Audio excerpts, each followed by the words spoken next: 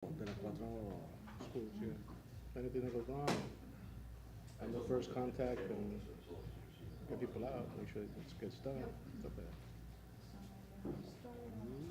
that. All right. Let's Sí, man, it's beautiful, probably. Yeah, been doing that a long, since 1989.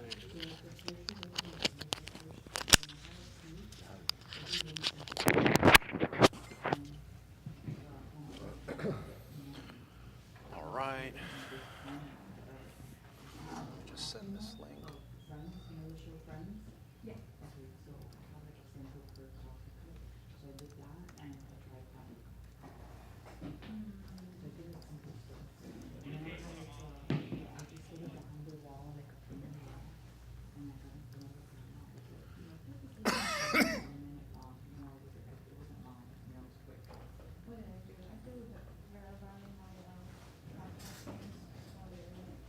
Okay.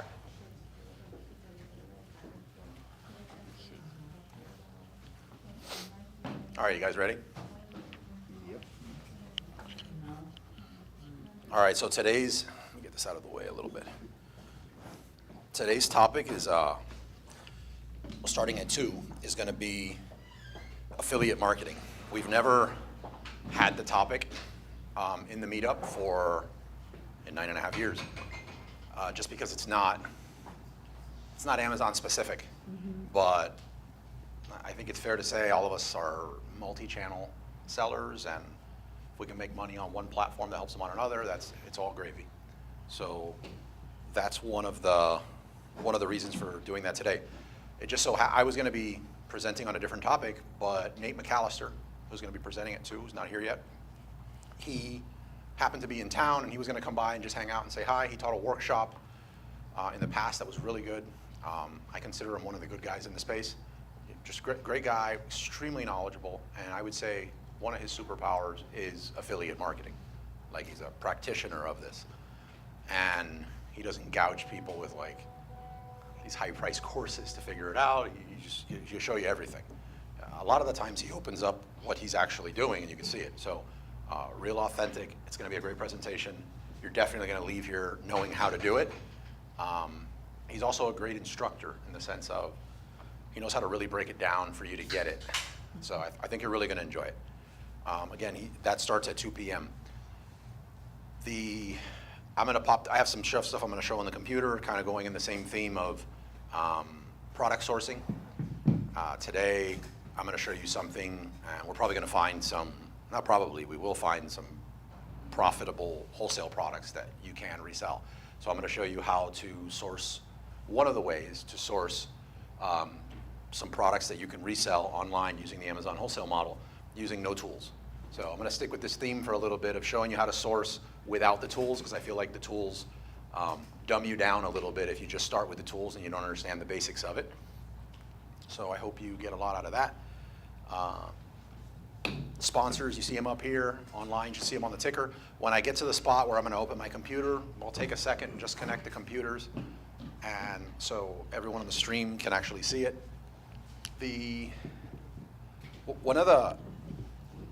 I think this is very relevant to the beginner hour, is there's been, and I'm sure you've noticed, but if you're going to ship products into FBA right now, the placement fees and the inbound shipping costs, they've really gone up, right? It's probably the biggest hike they've ever done.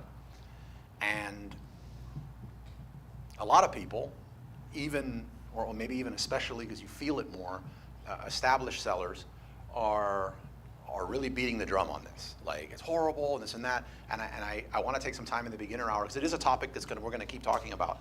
But I want to take a second in the beginner hour, especially for beginners, to give it some perspective. And more importantly, instead of just venting, because I'm not happy about it either, it's coming out of all of our profit margins, not just select sellers, to focus more on like what could be done about it so that you could recoup whatever was lost in those fees, and or just make more profit. Because at the end of the day, that's what everyone's complaining about. No one would care if the fees went up if they were still crushing it on their profits. What I'm not going to do is I'm not going to break out the TOS and read line by line. I don't think any of us wants to see that on a Saturday. It's very easy to find And the way it's written all the time with Amazon rules is it's written very, I call it like Amazon's legal team writes them in a way to protect Amazon. Those rules are not there to empower or protect us. They're there so that Amazon can fall back on them and say, hey, look, this is this thing, and this is why we do it. That's it. Everybody with me on that so far? Okay. I think there's a fine line between venting, about, how upset we are at Amazon, and at some point you got to start coming up with solutions. So that's what I want to do in the group. A quick little story I think that's going to help here, because somebody pointed out to me last week that sometimes somebody would say, oh, I have this issue, and I'm just like, it's going to be fine. And I'm really saying that off of 15 years of experience selling. And the person that was asking me that, to be fair, had been selling for like 2 months, and this was like end of world type stuff. So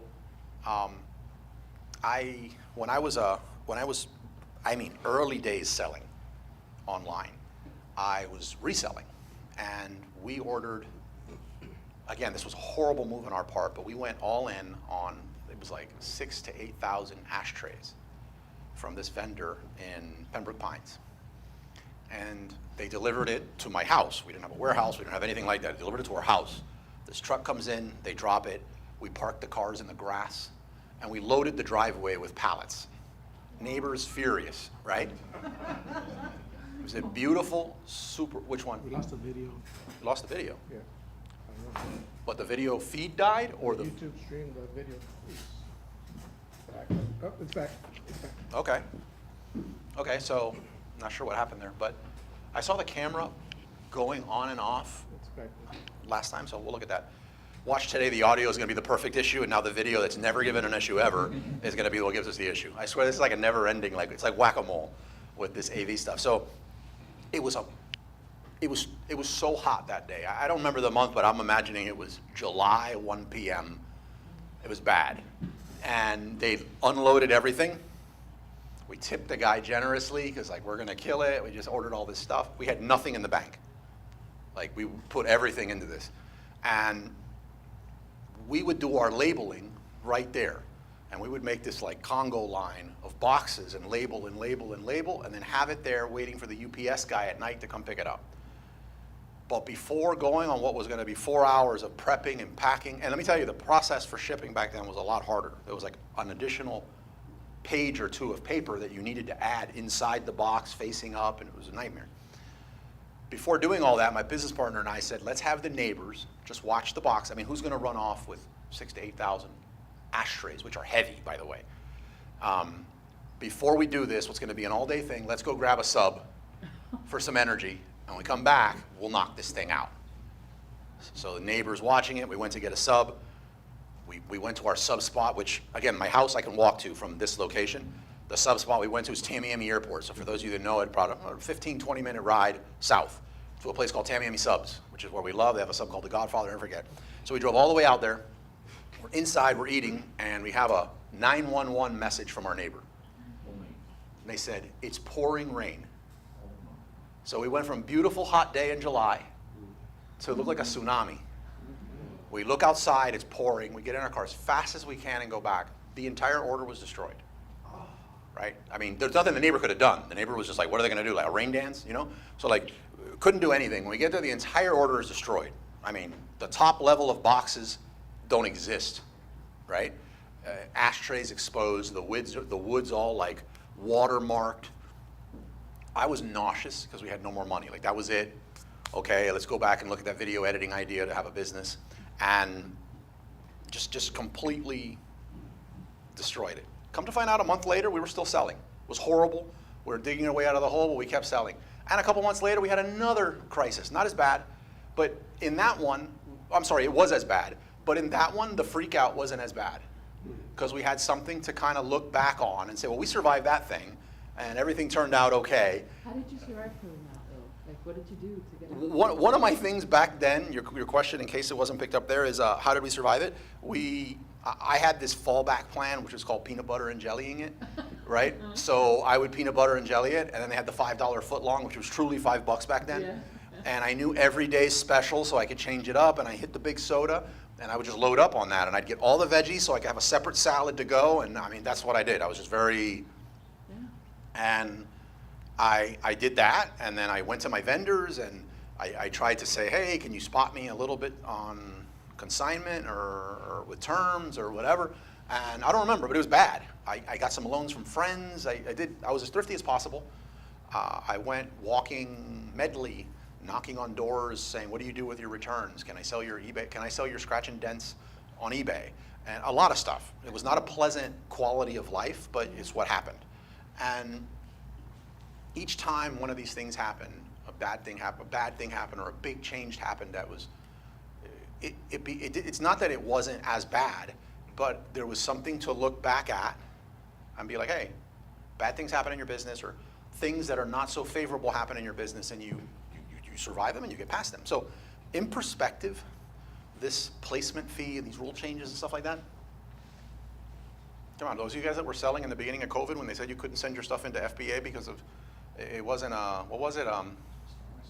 It wasn't what? No, like you couldn't send stuff into FBA unless it was yes. It had to be like a food or a necessity or something like that. Like no one was going to survive this, right? And not to, for anyone that's going to attack me, I'm not saying COVID was not a bad thing. I don't want to get into that. I'm just saying, like, I know some people that their entire business was neck pillows for travelers. They lost their business. But for most people, everyone survived that. And what happened at the end of the year? You were up 70-something%. So you got to adapt. In every business, that's been the case. And I've probably dealt with those things in the beginning every single month. So 15 years later, when I give a response here in the group about that's going to be fine, I don't mean to be cavalier or like look like your problem is not a big problem. I'm just saying, like, I'm drawing on that experience to say, like, hey, this is probably going to come out better on the other end than what you think. So with the placement fees, so I wrote down some notes that you see me referencing. You see me looking down a little bit on, just so I can stay organized. I put together 4 to 8 what I'm going to call profit maximizers. Because again, the issue with the placement fees and the shipping in is because it's coming out of your profit margin. So there are a lot of things, fortunately, that you can do to address it. There's one thing, though, that you can't do, and that's get Amazon to give you an exception or to change the rule. That's just not an option. If you want to vent over it over drinks, I'm there for you. You know what I mean? But at some point, you need to come up with solutions. Okay? So everybody with me on that? I'm going to go through this, and I'm going to pop the computer open, and we're going to get into happier times. And I hope these are, profit maximizing to me is like the happiest topic in the world. So we'll get into like sourcing products and whatnot, and then by then, I think Nate will be here. I'll try to leave some time for questions. Does anybody have questions, by the way, just out of curiosity? No? If you do on the stream, drop them in. Yep. I have a comment, because I think that when those new fees from Amazon, they are different if you send on the same box the same product, and if you mix products. Because I did a test with 2 boxes, having the same rate, and you want to pay $3 and on the other Yeah, one yeah, of course. To repeat for the stream, like whether you're shipping all in the same box or mixed units, it's totally different, and it's not as dramatically bad as what's going on. But some people have different types of products or heavier products or multiple products, and that can be different. But there is a solution for all of it. And a lot of the times, it just exposes stuff in your business that's what happens. Like that's how you learn in your business. I'm sorry. And if you don't love, it helps if you love the process. Not when this happens, but it helps if some of these things that I'm talking about, if you can get excited about them, it's going to really help it.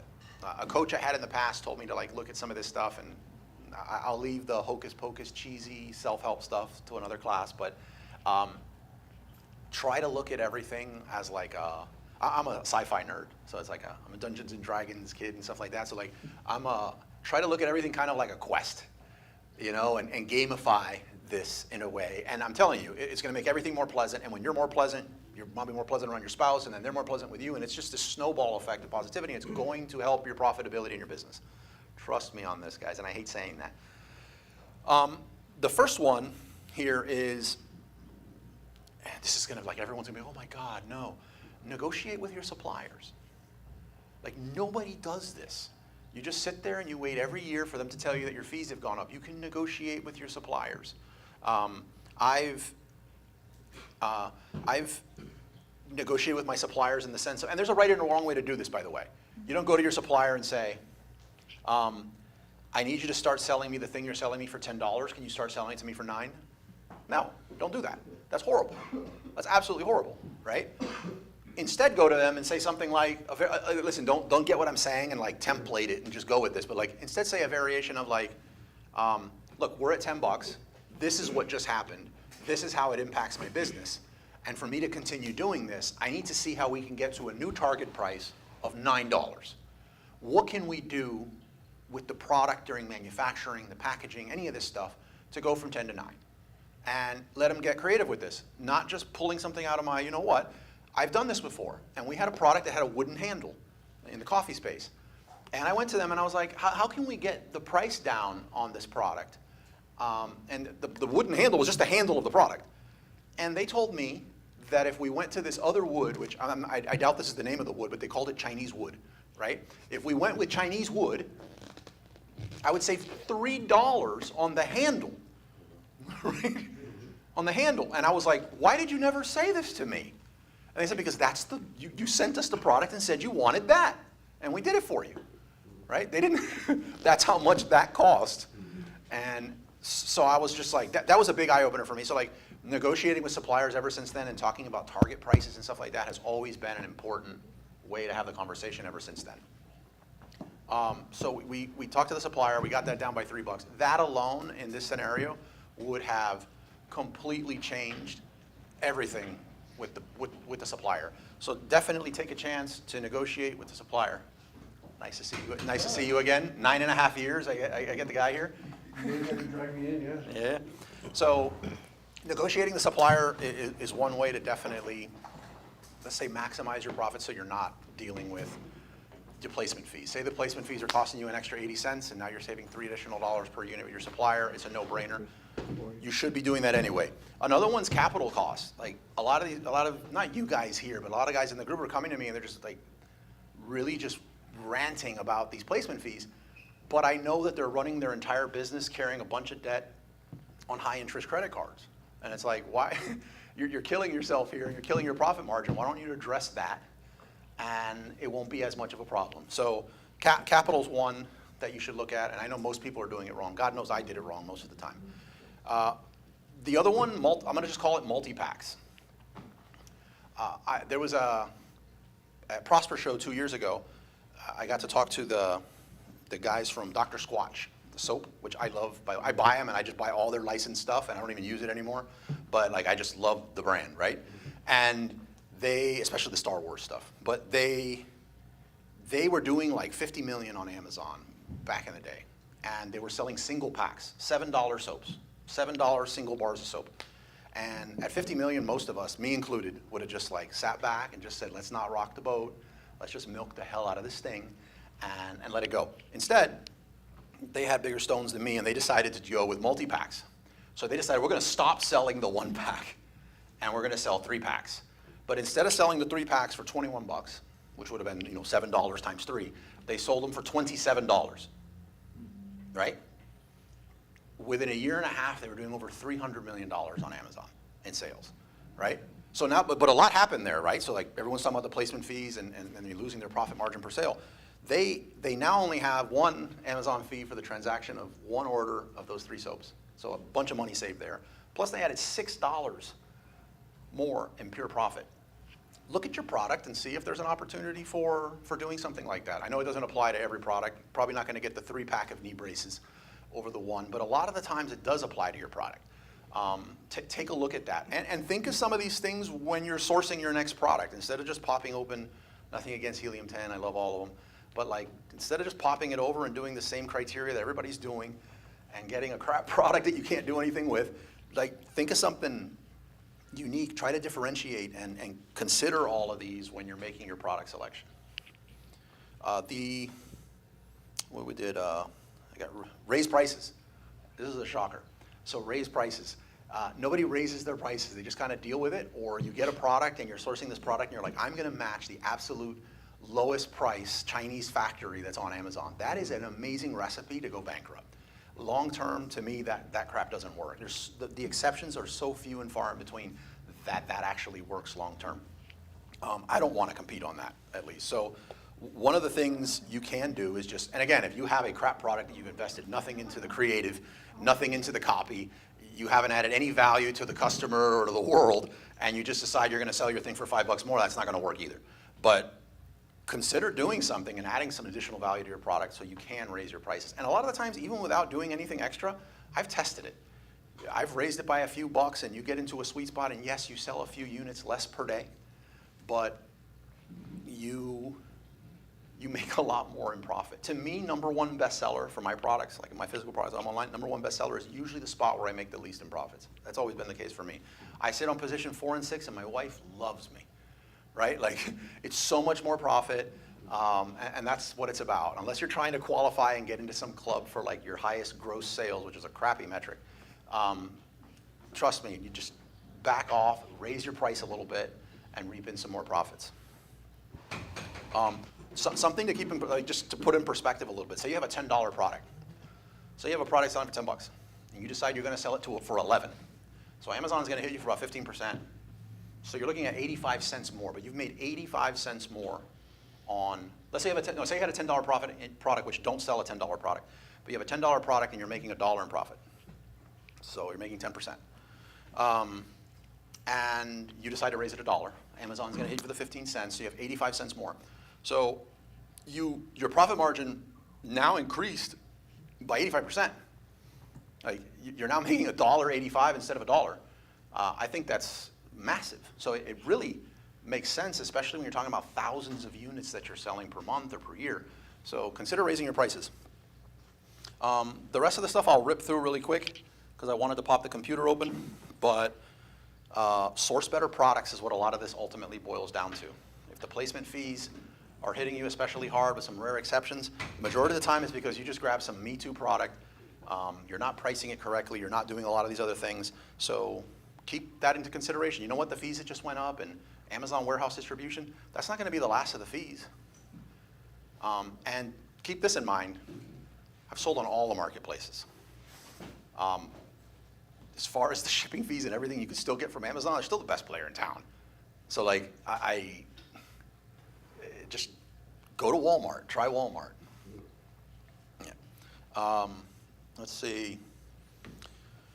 Smarter logistics, repricing software. I mean, all of these things can combat a lot of this. Source domestically. You know, we talk a lot about private label PLMA, Private Label Manufacturers Association. Consider your sourcing and getting some food products from PLMA that have a nice subscribe and save built into them. You know, think about that. So those are a bunch of ways that I hope that made sense, and I hope the story in the beginning gave some perspective. But consider all of these when you're down on yourself about this placement fee and the increased fees. There's so many. Any one of these could wipe out whatever you lost in profit and probably put you in a better position. But you don't need any one of them on their own to do that. You can grab a little bit from each one of them and constantly be working on it. In the back, if you want to look later at some of those products, you'd be surprised how many of those products have a box this big for a product that's like this big. So just getting better on your packaging and saving in some of these size fees and shipping and everything like that would help. Talking to your manufacturer and getting maybe less less units per master box. A lot of ways you can cut back and deal with that. So did that make sense for anybody? Did anybody have any questions? Were there any questions on the stream? Just one, but he can ask it. Tom asked it. He asked a question on the stream while he was driving. Question is, how do you raise your prices to combat this placement fee without losing the buy box? So when you raise your prices and you raise them too fast, Amazon typically flags you and you lose your own buy box. Yeah, So I think you answered it a lot, and it's raising it too fast, too much, too fast. Another thing to consider is where else are you selling this thing on the web? Like if you're selling it everywhere for $9 and you decide you're going to sell it for 14 on Amazon, they're probably going to have an issue with that, as you would, you know, if you were a store owner and the reverse was happening. So a lot of it has to do with that. I've not ever needed to just raise my price $6 overnight. I've also, having said that, if I decided I wanted to get to $6, I could slowly get there. And you know, sometimes I pushed it a little too quick and I backed off and I went back. And maybe you have on the back end that the max selling price of your product that you said in the beginning was X, and now you're trying to raise it higher than that. And the issue is you just need to fix that. But raising it slowly over time is good. Look, they raised the fees. We've known the fee raise was coming for quite some time, right? Nothing was done by a lot of people ahead of it.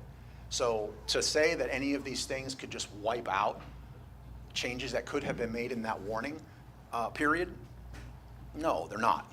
But think about what you can do now towards those next orders. Yeah. So let's say you want to raise a $40, you want to raise a $44 item $5. How would you do that? 44 to 49? 44 to 49. How would you do that, and what would your time frame be for doing that? I would make sure that the back of my listing didn't say that the max selling price is $45, right? Before I tried to break that ceiling. So That's my own product. Right. So it's Well, it my doesn't own. matter. It doesn't matter. If you put it on the back end, then you're telling Amazon's bot, who's going to flag you, that it shouldn't sell higher than blank, but you're just going to sell it higher on their platform. So I would make sure that that's fixed. And then how I do it, and there's a lot of ways to do this. This is how I would do it, is I would play with like a coupon price hike. Like I might say if I wanted to go up $1, I might put a $2 coupon and raise $1 and kind of stay where I'm at, and then I call it price pumping. And then I would play with this as a little like seesaw lever. I would go, and then I'll wait like a week. And then sometimes I'll hit the next price, no problem. And then the next time I do it, I wait a week, and they hit me, I back down. And then I wait 2 weeks, and then I go up. The product that, do you mind if I say the product? It's Kajava? No, it's water. No, I know that one, but can I talk about the Kajava product? Okay. So I had a product that it was just a phenomenal seller of ours. I didn't know how to work with business partners. I hate them, they hate me. We sue each other now. Like it is what it is. But we had this one product that we just sold a boat, like so freaking much of them, and these ceramic drippers. And to date, I've never sourced an unsuccessful private label product, right? Everything else I've got failures in except sourcing private label products. So I sourced this product, and our competitor was Hario back then. It's another coffee dripper. And they were selling this ceramic dripper that we can get for like 40 cents. They were selling it for like $29 back then or something, like $34, nuts. So they're gonna be rich. So we get this. We didn't think about things like brand loyalty and that the majority of the people that were buying their stuff were stores and they were looking for Hario, not ours. So we have all these freaking products, and this could have been like my first failure. So it's not that every product I ordered flew beyond my wildest dreams. It was more of like, this one was more of a close miss. So we get it, and these drippers are big, right, space-wise, and they're heavy. So each box is 50 pounds. So we have probably like 4 40-foot containers of these things, taking up a massive amount of our warehouse space, and they're not moving. So now we just need to move them. And back then there was no, I think this was like 13 years ago or something, 14 years ago. So like there was no like flagging you if you went under 10 bucks and small and light and all this stuff. So we dropped this thing to like $4.99. And then we got a sale today. And we're like, all right, $5.99. And didn't slow things down. We got a few more sales that day. And we just kept raising it. It wound up being our #1 bestseller. It wasn't until we went to get one of the boxes that we were just like, oh my God, we're gonna run out. We need to like reorder these things. It turned into one of our bestsellers. Anyway, I'm not in that brand anymore, and it just went under just because of like toxic business partners. How long did that take you? To go from like, we're gonna eat this to like selling consistently. Well, I went from selling none at the price that I was at to selling at least one a day. I'm not saying you should drop your product to $4.99, but you should do it if you can, and it's just sitting there. And I gotta sell that the same day. I don't know the exact time, but if I had to put on it to where we went from not moving $4.99 back to where we went to $19.99, I would say it took us a few months. Maybe 3 months, I don't know, 2-3 months, because we're doing it like a week at a time, and maybe 2-3 months, and then we were flying on it. And the beautiful thing is, it's one of those products that like every guru in the world will say, don't sell it, it's fragile. It was a ceramic dripper. But we just took the time to protect the product and packaging, and you can play football with this thing. So like, it made sense. It wound up doing phenomenal. And we wound up years later, we're not talking to each other anymore. Tom is like, going to the product, I was like, hey, if you're gonna get into this product, like, I just happened to find a whole bunch of these things. Remember, they were still sitting in a storage unit, infested with roaches, and yeah, it was crazy. He's got like one of his daughters there helping us unload, one of his daughters and sons, and all of a sudden you go to move one of these boxes that hasn't been moved in years, and just roaches, like big army like roaches. These are not roaches, these are animals. Tanks. These were. They were tanks. Shells on them that could repel. You could put a collar on them. I was like, nice. These were pets. Yeah. So that's what I would do on price. Everyone's got a different thing on it. Take into consideration, are you selling this thing anywhere else on the web at a list price? Is somebody else flipping it somewhere else and they're selling it at a different price? Like, just check it out, see where you're at. And yeah, I think it's a great time to raise your price. So you mentioned the back end. So I know when we're initially listing stuff, there's like, it'll tell us like the price point and stuff like that. So that's important on how Amazon gauges where your current price is when you. Yes, but I think it'd be better to start thinking it differently, because it's a play on words, but I think it really matters. Like, you're saying that's how Amazon says it. No, that's how you told Amazon it should be. When you put that in the back end, you are communicating to Amazon. It's like if you told me to do something and then you're just upset because I'm doing it. So what you put in the back end is the only opportunity you have to communicate to Amazon. You are telling Amazon, this is what I'm about, this is what it's made out of, this is where it's from, this is how it should be treated, this is what it should be sold for. And they're just doing that. So whatever you put back then, for whatever strategy you had, which might have been sound, man, this TV gets hot. The other TV sat up here, and this is the first time we're using it, but like I'm feeling like It's a big TV. it's like a heating pad, like if I hurt my shoulder. I wonder if that's a good sign. I mean, it's a brand new TV. Should they heat up? Do TVs heat up? Random. Okay, we'll talk about it later. So, close to one. yeah, it's like that. It feels kind of good. Doesn't feel bad. I'm just saying it feels weird. It's like, okay, I feel loose. And the next meetup, if you start growing something out of your neck. Right, if I get moles. Okay, yeah, that's it. But you can edit that on the back end, right? I never done that. Is it, you're able to edit that, what you initially? Yeah, you can edit it. Okay. Yeah, sure, totally. Do you know Chinese sell that type of pad, heated pad on your neck? Yeah, that's what it feels like. It feels like that, or either my son fell asleep on the back of my head or something, and it's sweaty. By the way, Nate, you still have I forget, but you still have a software or part of something that has a software that does the scraping of the storefronts for the, didn't you, if I'm remembering that right? That was like, yeah, my big thing, and then I partnered with somebody else, and now Chris Grant made Storefront Stalker Pro a new version, but yeah, It's called the same thing, or? yeah, Storefront Stalker Pro, yep. Okay, so you're not part of it anymore, or? I get paid for it. Well, that's good enough. So you don't deal with the headaches, you just get paid? I don't get, Is it I an don't get any affiliate? input in the, in what it does, but Okay. he hired a much better developer than me. Cool, so you might want to chime in on parts here. We're going to talk about, let me see how I can get out of this. Okay, so I'm going to take a second and just accept, what happened here? You're kidding. Let me get my glasses. You know, Carlos, the reason why I asked that question, I've noticed someone in my space actually raised their prices like $8. Like that, my competitors raised it like super fast.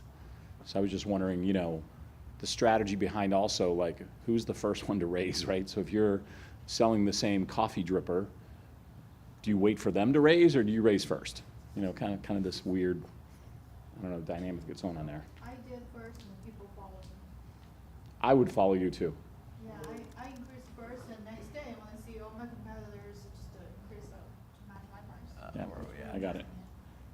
So do you raise first or do you wait for them to raise is my question, I guess. Sorry, just give me a second. I had these tabs open to save time, and apparently I closed them down. On Safari, you could reopen all last closed tabs. I don't know if Chrome's open. Yeah, they do. Safari gives me anxiety. As a matter of fact, I think Chris is the reason why. I think I used Firefox before you came out with a book a long time ago that was like this book of nothing but like extensions. Chrome or Firefox? Chrome. Maybe. Yeah, there was a book that allowed you to like just copy a whole bunch of UPCs, and it would throw like 60 tabs open for you know. Oh, there's Yeah. an extension that, yeah, you can Yes. find like everything. Yeah. Like best, what I go to bestsellers, like moving. Started using Camel back then, and like a whole bunch of Yeah, a lot of those extensions that I'll talk about here I actually learned in one of his books, ironically, since he's here. It was like camel, camel, camel, like all those things. Link Club, I use it for, yeah, you highlight all the URLs, I've used that, probably. Yeah, I for use me, use yeah. Lincoln for SEO stuff all the time. Yeah, I don't recommend publishing stuff around things that might disappear. Like Chrome extensions, because then you look in a day, and it's like, no, none of these things disappear tomorrow. Some of the stuff are- Okay, I'm gonna find it. Tracking's the whole website, the whole thing. God, where is this other one that really just, it would suck if I can't find this thing that I had open. But it's a fishing rod. Search your history up the top of the rod and the fishing. What did it say? Fishing? Yeah. Look at that. All right, that's good enough. I'll leave that there and we'll open it up in a second. But let me, I sent the link. But what I did was, I know nothing about fishing. God, man, I swear to God, ever since I started putting on glasses, it's like without glasses, my eyes are worse. But I know nothing about fishing, but my son was talking about it, so I was like, oh, father-son thing. So I started looking for fishing rods and like things for kids, and I stumbled on this product. So I just kind of started rabbit holing it, and I just found a whole bunch of like what I see as great wholesale opportunities. So I wanted to show the group. Accept.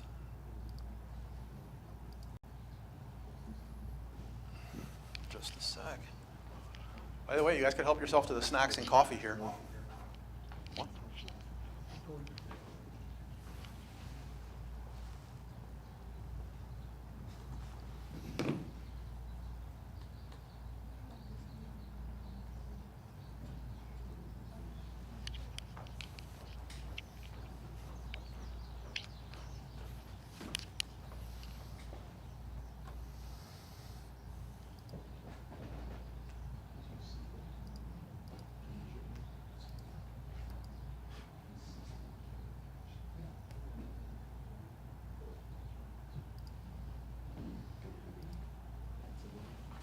Okay. Fernando, can you make sure it's sharing when I switch screens? Yeah. All right. Sorry for that. So you could ignore some of these extensions, but I was looking around at for a fishing rod for, I guess like a kid fishing rod or like practice casting. What's up, man? You made it. And I find this stuff, and I just couldn't help myself. So I know some people in the group were talking about looking for wholesale product opportunities. That's all it is, an opportunity until you see what you can buy it for and then you could recognize a profit. So I saw these, and I really liked what I saw. So I figured, and a lot of you were saying you wanted to do it, but you didn't have the budget to get a bunch of tools. So I used to do a lot of this before I knew that there was any tools around, and that's how I started the resale wholesale side of what used to be a good part of my business. And so I saw here, and what, I don't remember who came up with this term, it definitely wasn't me, but it was rabbit holing. And just what it means is was it you? Yeah, From, so like what it means is you're just rabbit holing from one opportunity to another. In this case, a seller storefront, one seller storefront to another. And the idea here, none of this is, by the way, none of this is 100%. But what the idea is, if you're selling with a particular selling model, you're probably doing that through the majority, if not all, of your store. So if you're an arbitrage seller, you're probably going all in on arbitrage, and the majority of your catalog is arbitrage opportunities. If you're a wholesaler or a reseller, the majority of your stuff is probably wholesale resale opportunities. Make sense? I keep looking this way. Make sense? All right. So what happens is, if you find one product that meets a wholesale criteria, meaning this is probably a wholesale product, you probably have found an entire storefront of somebody else who does this. Now, if you're looking at a seller and you see their seller reviews and they have a bazillion reviews, I don't think that's a fair apples to apples comparison. So if you're talking to somebody who has like 1 million seller reviews and you have 40, they probably are more like in a position like myself or somebody else, where I just look for people who say they don't like selling to people who sell on Amazon, and we'll just brute force an offer and be like, oh, I want to place a $100,000 order, I want to place a $300,000 order, you're interested, all of a sudden things change. And if you don't have that buying power, or just like the knowledge of why they don't want their products on Amazon, and what their concerns are around it, then you're not going to be able to do the same thing. So,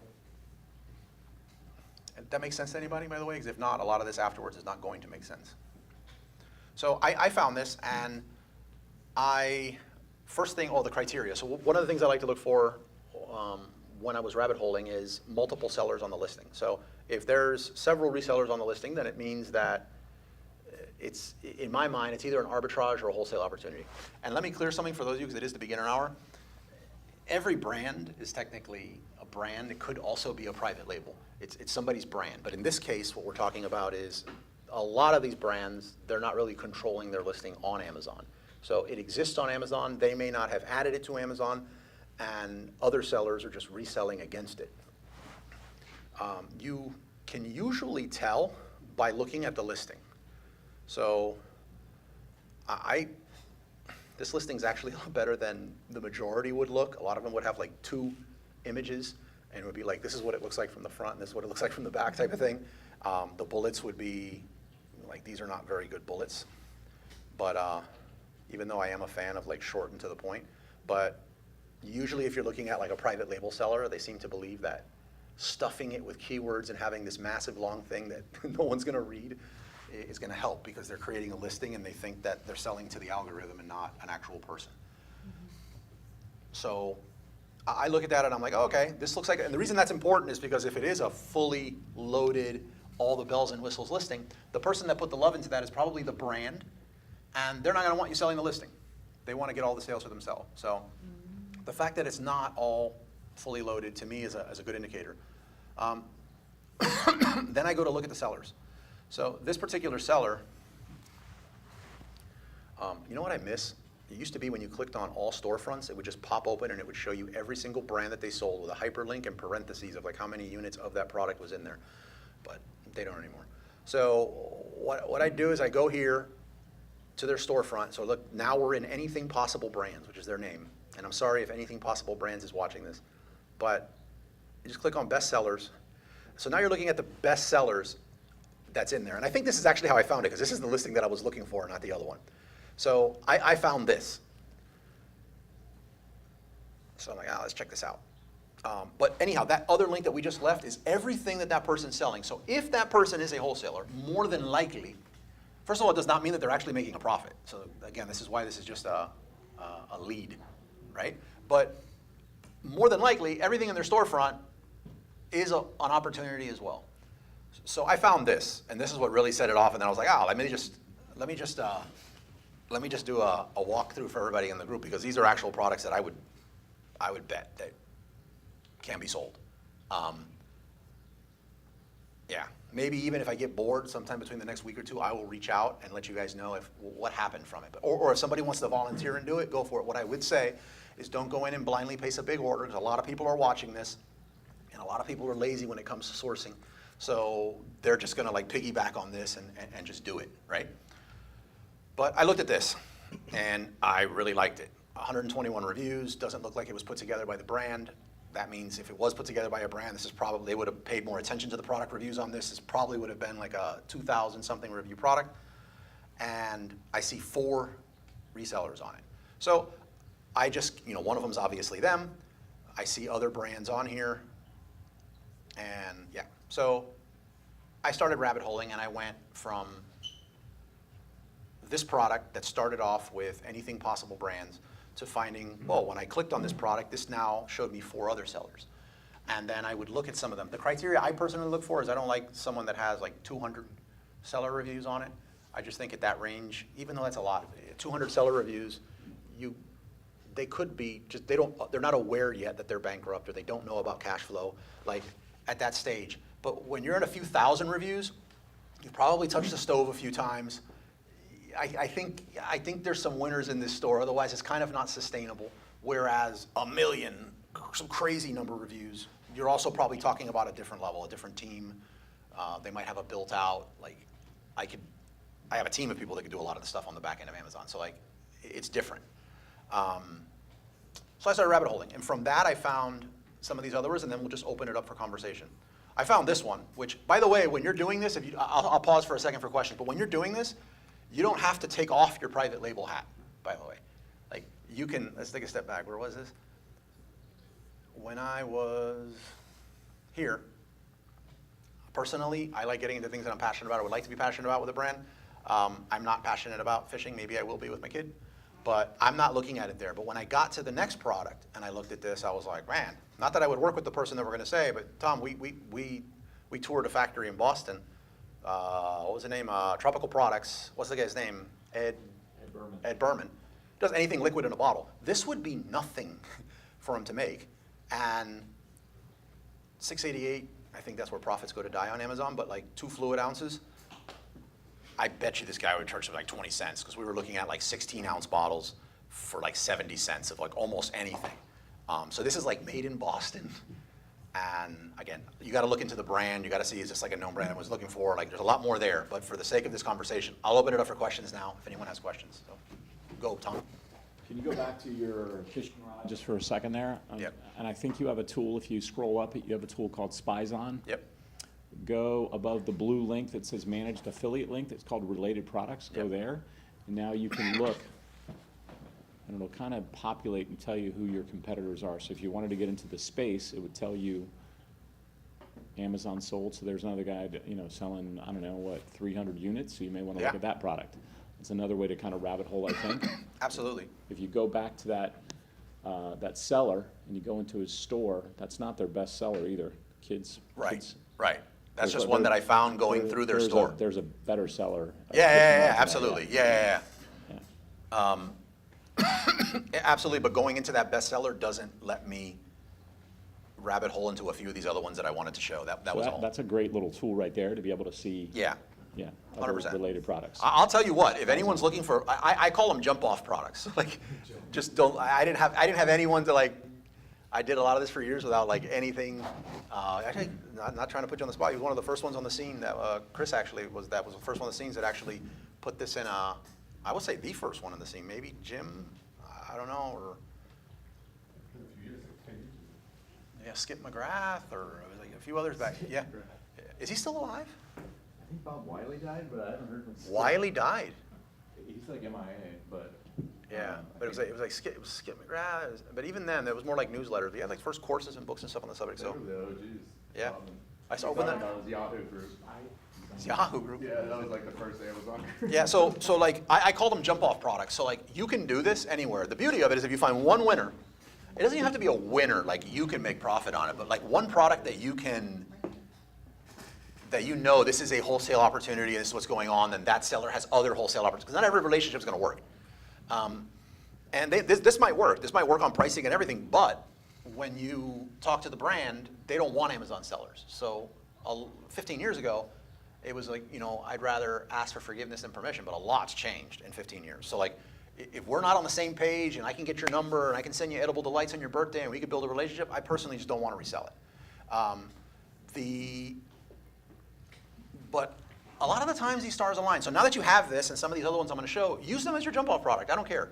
My wife's not going to let me go out and buy a bunch of these things. Like, it's not going to happen. So use it. And if you want some help on it and some feedback, if you want a lot of feedback from me to help out and do it, at least be open with sharing a little bit of your wins and stuff with the group, because that's why I do it. So, but yeah, this is great. Use it as a jump off product. And what the jump off means is you now have one spot. Otherwise, you're just opening Amazon and you're searching around. And you'll find them. Sometimes it takes 30 minutes, an hour. But when you do find one, you can always go back to one. Mine used to be the Chemex coffee dripper a long time ago.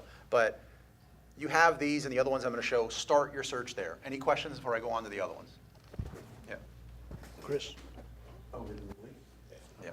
I'm a little out of the loop on some of like the fee structures for FBA fulfillment, because this item here says rod length 36 inches. Can you scroll down? Like, is the packaging for this 36 inches?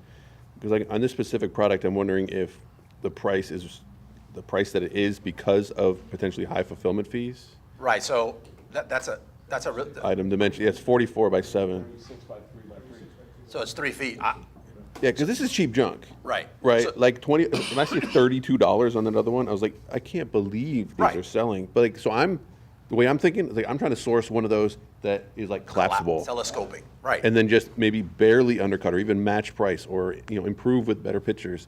Because to me, I wouldn't, if there's no profit in that because of the fulfillment fees, Right. because of the dimensions, then I would move on. Absolutely. But if it's selling, it's like, hey, there is an opportunity here. What's the creative solution around it? Yeah, 100%. And that would be an issue. Like, say you did sell this and it's 3 feet long, and the fees just came out that we were just talking about earlier. Like, and you're like, oh my God, my placement fees and everything else. If you just went to your, again, if you were reselling it, there's not a lot you could do. But if you were selling this as your brand and you just went and said, it can't be that hard. Like, and just make it collapsible. You are not only making a lot more profit. I mean, not only are these fees nothing to you, but you're just making a lot more money. Like, you'll be able to run ads and just drown everyone out because they just can't bid what you bid on. Yeah. What was the guy that we met that used to go to an Ethan Allen store, get really expensive furniture, and then break it down to make the smallest possible IKEA-type packaging? Oh, I don't remember. So that's kind of the, I like those kind of conversations, but right, I don't remember. that's what you're talking about, right? It's Yeah, just yeah. making the packaging, making Yeah, your re-engineering product, it. like rebox it so that it's all rectangular and, I used to sell these polymer gel, like these desiccated polymer gel beads, because I use them because we'd hydrate them and feed them to our live insect farm, and we sell live insects. That's our thing. We sell live insects on Amazon, and everyone was selling them in those tubs, like those big, can't collapse them, screw-on lid tubs. They were gallon tubs or more than that, and they set off all kind of like size issues with Amazon. It crushed your profit margin.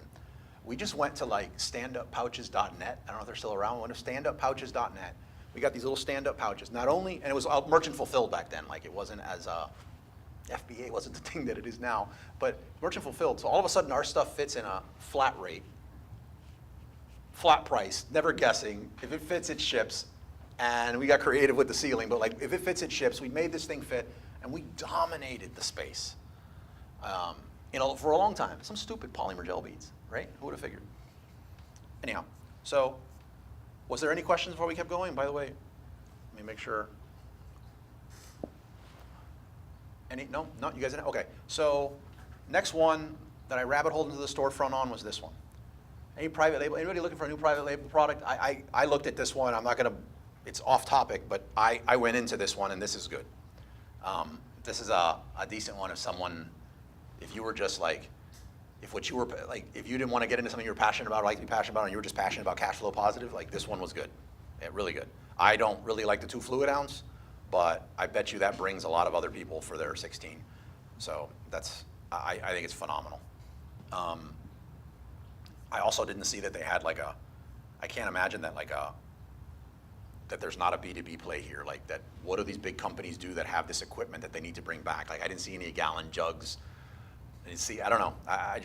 I dug into this and I really liked it. But as a resale opportunity, I saw that it would work. I don't know that I would want to do the 2 fluid ounce, but when I went into this actual brand, and by the way, best tool in the world for me for falls has always been Google, right? I guess maybe ChatGPT now, but Google. I would just go in there and I would put concentrated camp suds. That's it. I want to see the .com. I want to see a contact us. I hate someone having me fill out a form for wholesale because I feel like I don't have a good return on that. I want to get someone on the phone. I want to get face-to-face. If I don't like what I see there on how I can get a hold of somebody, I'll just start searching for like exhibiting, put the name in and exhibiting at a show, and go get in front of them face-to-face. But really liked everything I saw about this. I think they have a lot of stuff in their catalog that would work. can you go into the Amazon search bar and type in concentrated soap 4? And then type in just the letter A and see what it populates for you? Because I would like to clone something like this, right?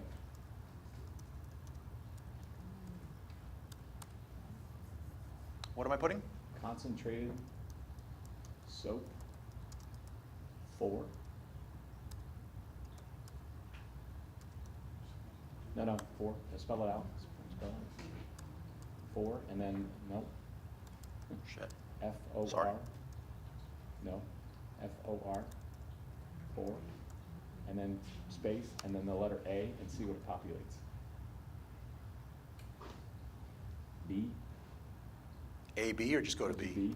Oh, you're talking about just using the bar to see what comes up? That's what I would do. It's like figure out how else to make that product. So it's not just for camping suds, it could be for other. Yeah, so another one I found, rabbit holing, was this one. I was actually pretty shocked at what I saw with Anybody with an RV. this brand, drop ship with, within the, listen, Eagle Scouts. here's a coupon for something else. Costs you $5. Any Eagle Scout.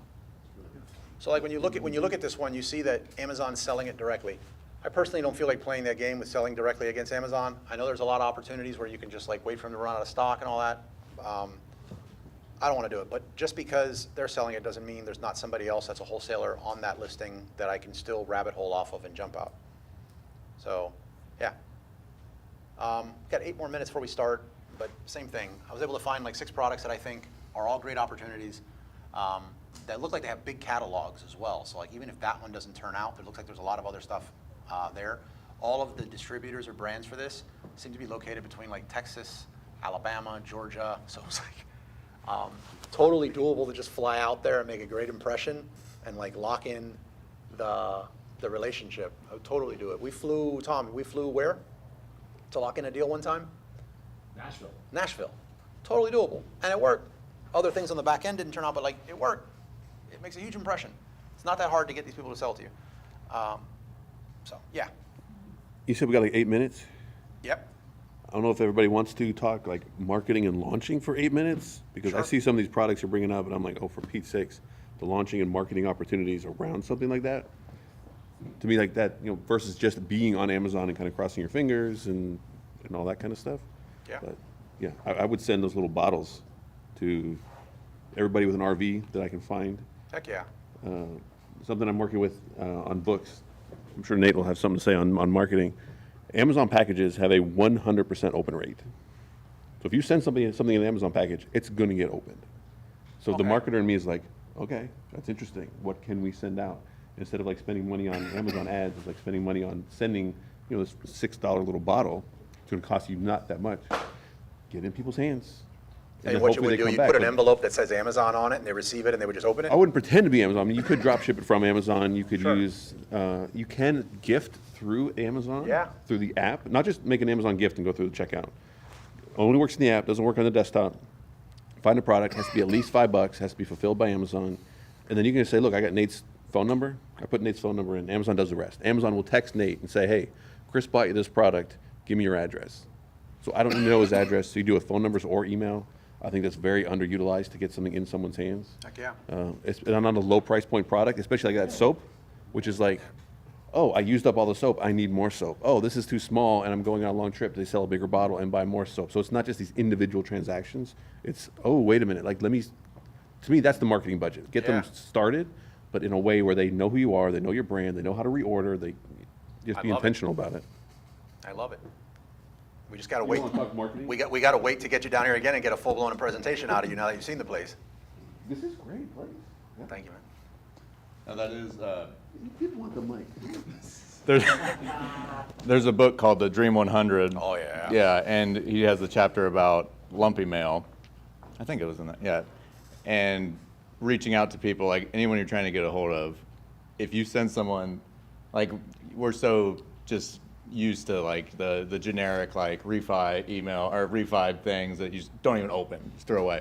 But if you get something and it's got something inside of it, like Yeah, lumpy. absolutely you open it. Yeah, it could be anything. But if it's just got any sort of like substance to it, like a physical thing, like 100% open rate. Yeah, it's just that's a cool model. Like And so where the was the Dream Amazon- 100 where? Because I first heard about it from, Well, that book is just Chet Holmes. right, but I heard from, what's his name? Dana Derrick. I think it was a Russell Brunson quoting it. So when I first heard about it, it was in a Russell Brunson book. So I did like Yeah, a Dream it's like 100 a- podcast, a Dream 100 meetup speaker. Yeah. Yeah. Anytime you need to get someone's like attention at Yeah. any scale, except for a celebrity, I don't think that they Right. are allowed to open lumpy mail. We can do it without asking for their address. Not everybody's Yeah. going to give up their address. Right. Give you their email. They'll give you their phone number. Thoughts, anybody? Okay, let's do this. I'm gonna break for a few minutes so I can get Nate set up. Feel free to grab some coffee, bathroom, anything like that. And try to think of some extraordinarily tough questions, bonuses if you can stump Nate while he's up here, and good awards. We'll go all out. I'll bring in Burger King, you know. All right. I hope, hey, by the way, you guys like that stuff, like the sourcing and just like talking through stuff as we go through it? I think it'll help, especially for the beginner hour. All right, so I'm gonna pull this. Do you have an HDMI connection or no? Or USB-C? I have USB-C. Okay.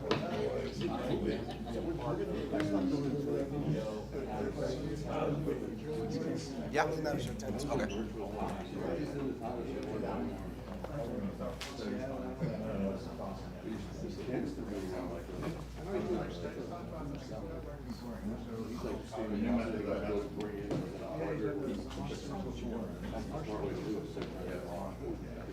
This is even something that people can do today and do.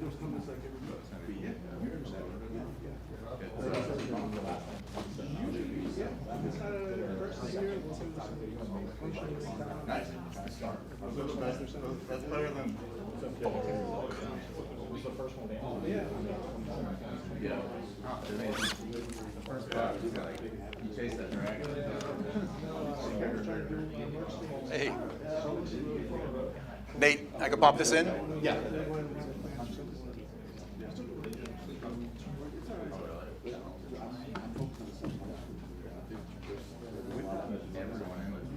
So like just 30 days of TikTok, you'll get people with only like 300 views. No, on site, yeah.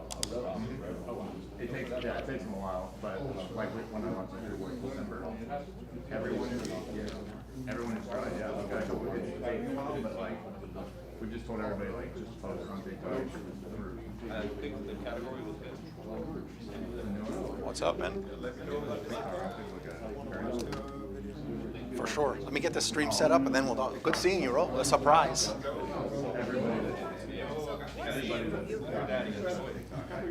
What do you mean? How many reviews you get on your private label within a given time? On the seller review ratio? It really depends, but my ballparking it is if you have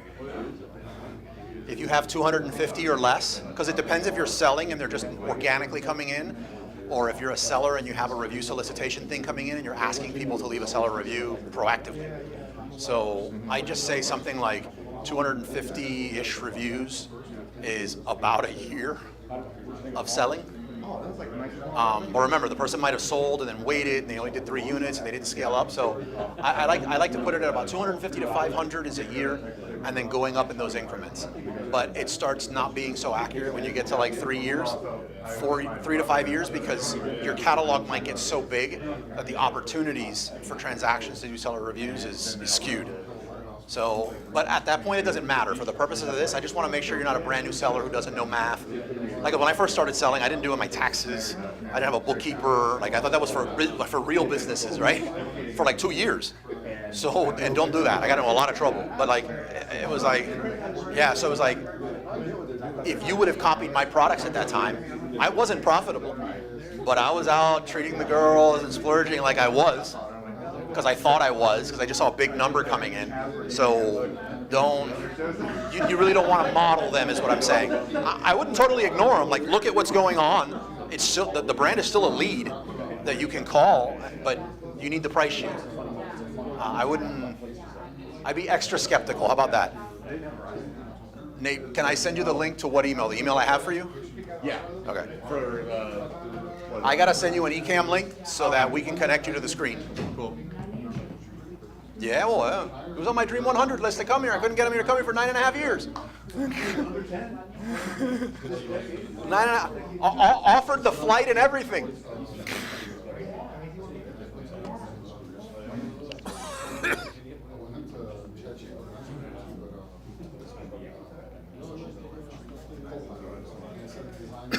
No. There must be a big ask coming. Thank you. Huh? Oh, yeah. Oh, absolutely. No, but it's all good. I love it. Let's see. Excuse me, guys, for the coffee.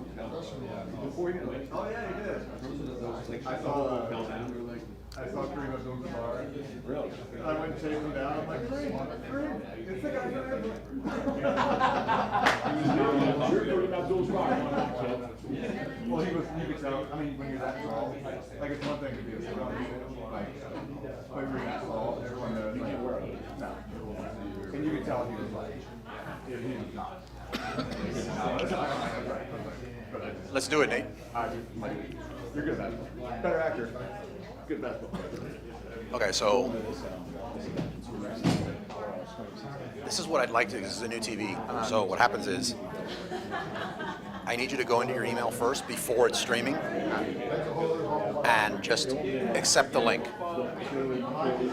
Then you can go to another tab. You accepted it? You might have, yeah. So it should let you join in a sec. Drop the volume on your computer too. Yeah, and then hit join. Why is it not populating? Oh. Okay, now you can leave that on because I'm going to mute it from my end. Okay. No one's going to see that. They won't get your nasal view. Go to join.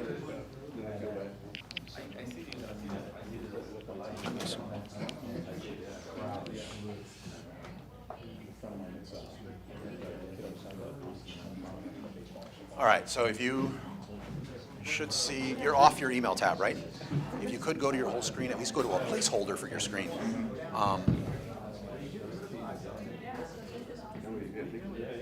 Let's go to source. Oh, not working.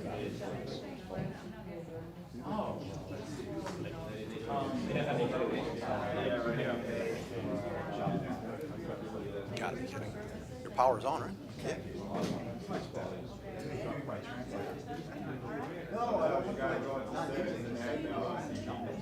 And my settings.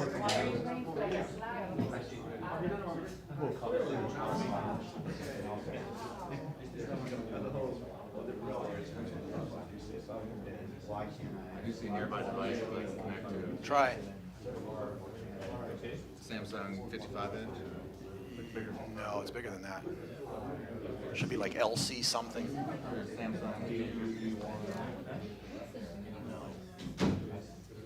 You're still in Massachusetts, are you? Why is it not recognizing?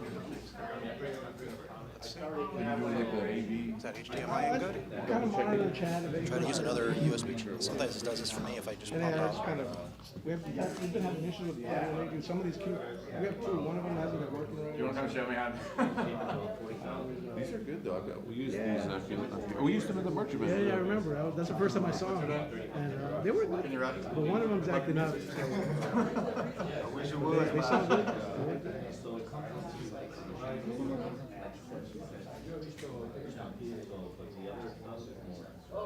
You gotta be kidding me. You have like a whole sellers conference going on in Miami. I think there's something going on. Yeah, Christopher Grant is speaking at that. Doesn't make any sense. My Nate McCallister. Oh, maybe it's different. You speaking over there?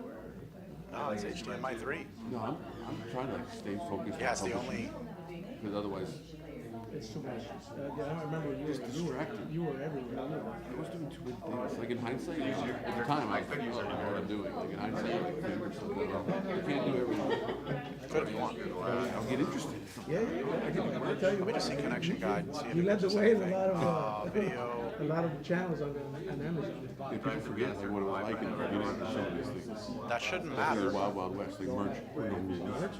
You could upload and get out, and it would be live. Well, it's not I Bluetooth. didn't know people were getting approved at the group. I'm still in some of the groups. I think it's still listening. No, you would want to be on WOE free. Groups anymore. I chat with You kids. still have your big group? Or your big group? I basically gave it to Neil. Neil has it? I was like, Neil, you just take it, man. I don't do anything. So just I try like, this? I mean, I get it's the guy. They're dead. All the big groups are. I know RJ has a group still. I think Let me get a different dongle. Jay has a group, but his is more. I don't use the dongle. I just got the new one that has it. They brought it back. You do? Oh, great. Figure out what you would do. That might be it. For the longest time, I would have a hard time. Like someone like this. define your customer. Like, what's your niche? I'm like, oh, anyone who wants to make money from cash. So not everyone can. Yeah, there we go. Everyone's trying to like start a business. So that means it's the dongle. You got the thing up. Talk to me about it. I can. So as long as you leave the power in, the screen won't sleep, or I don't know how that works with your computer, but you're good. So let me just make sure you're still pushing. I might need you to accept it again. Excuse me. Now they're There's putting a lot of hype. a lot of people here in this group are getting Go, into the you go back to the Ecom link. Nate, is that what Nate's talking about?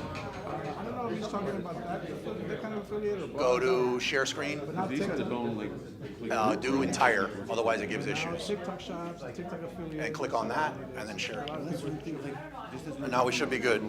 Go back to a different tab. fishing pole with the cat and all that. It's like, All right. If you can get like 3 people on TikTok to talk about it, like I would send those products. I would, instead of running ads, spend You're good. $100, find some TikTokers' address, or just contact them. So it's a brand deal. A lot of them are first. And they're like, oh my God. All right, let's do it, guys.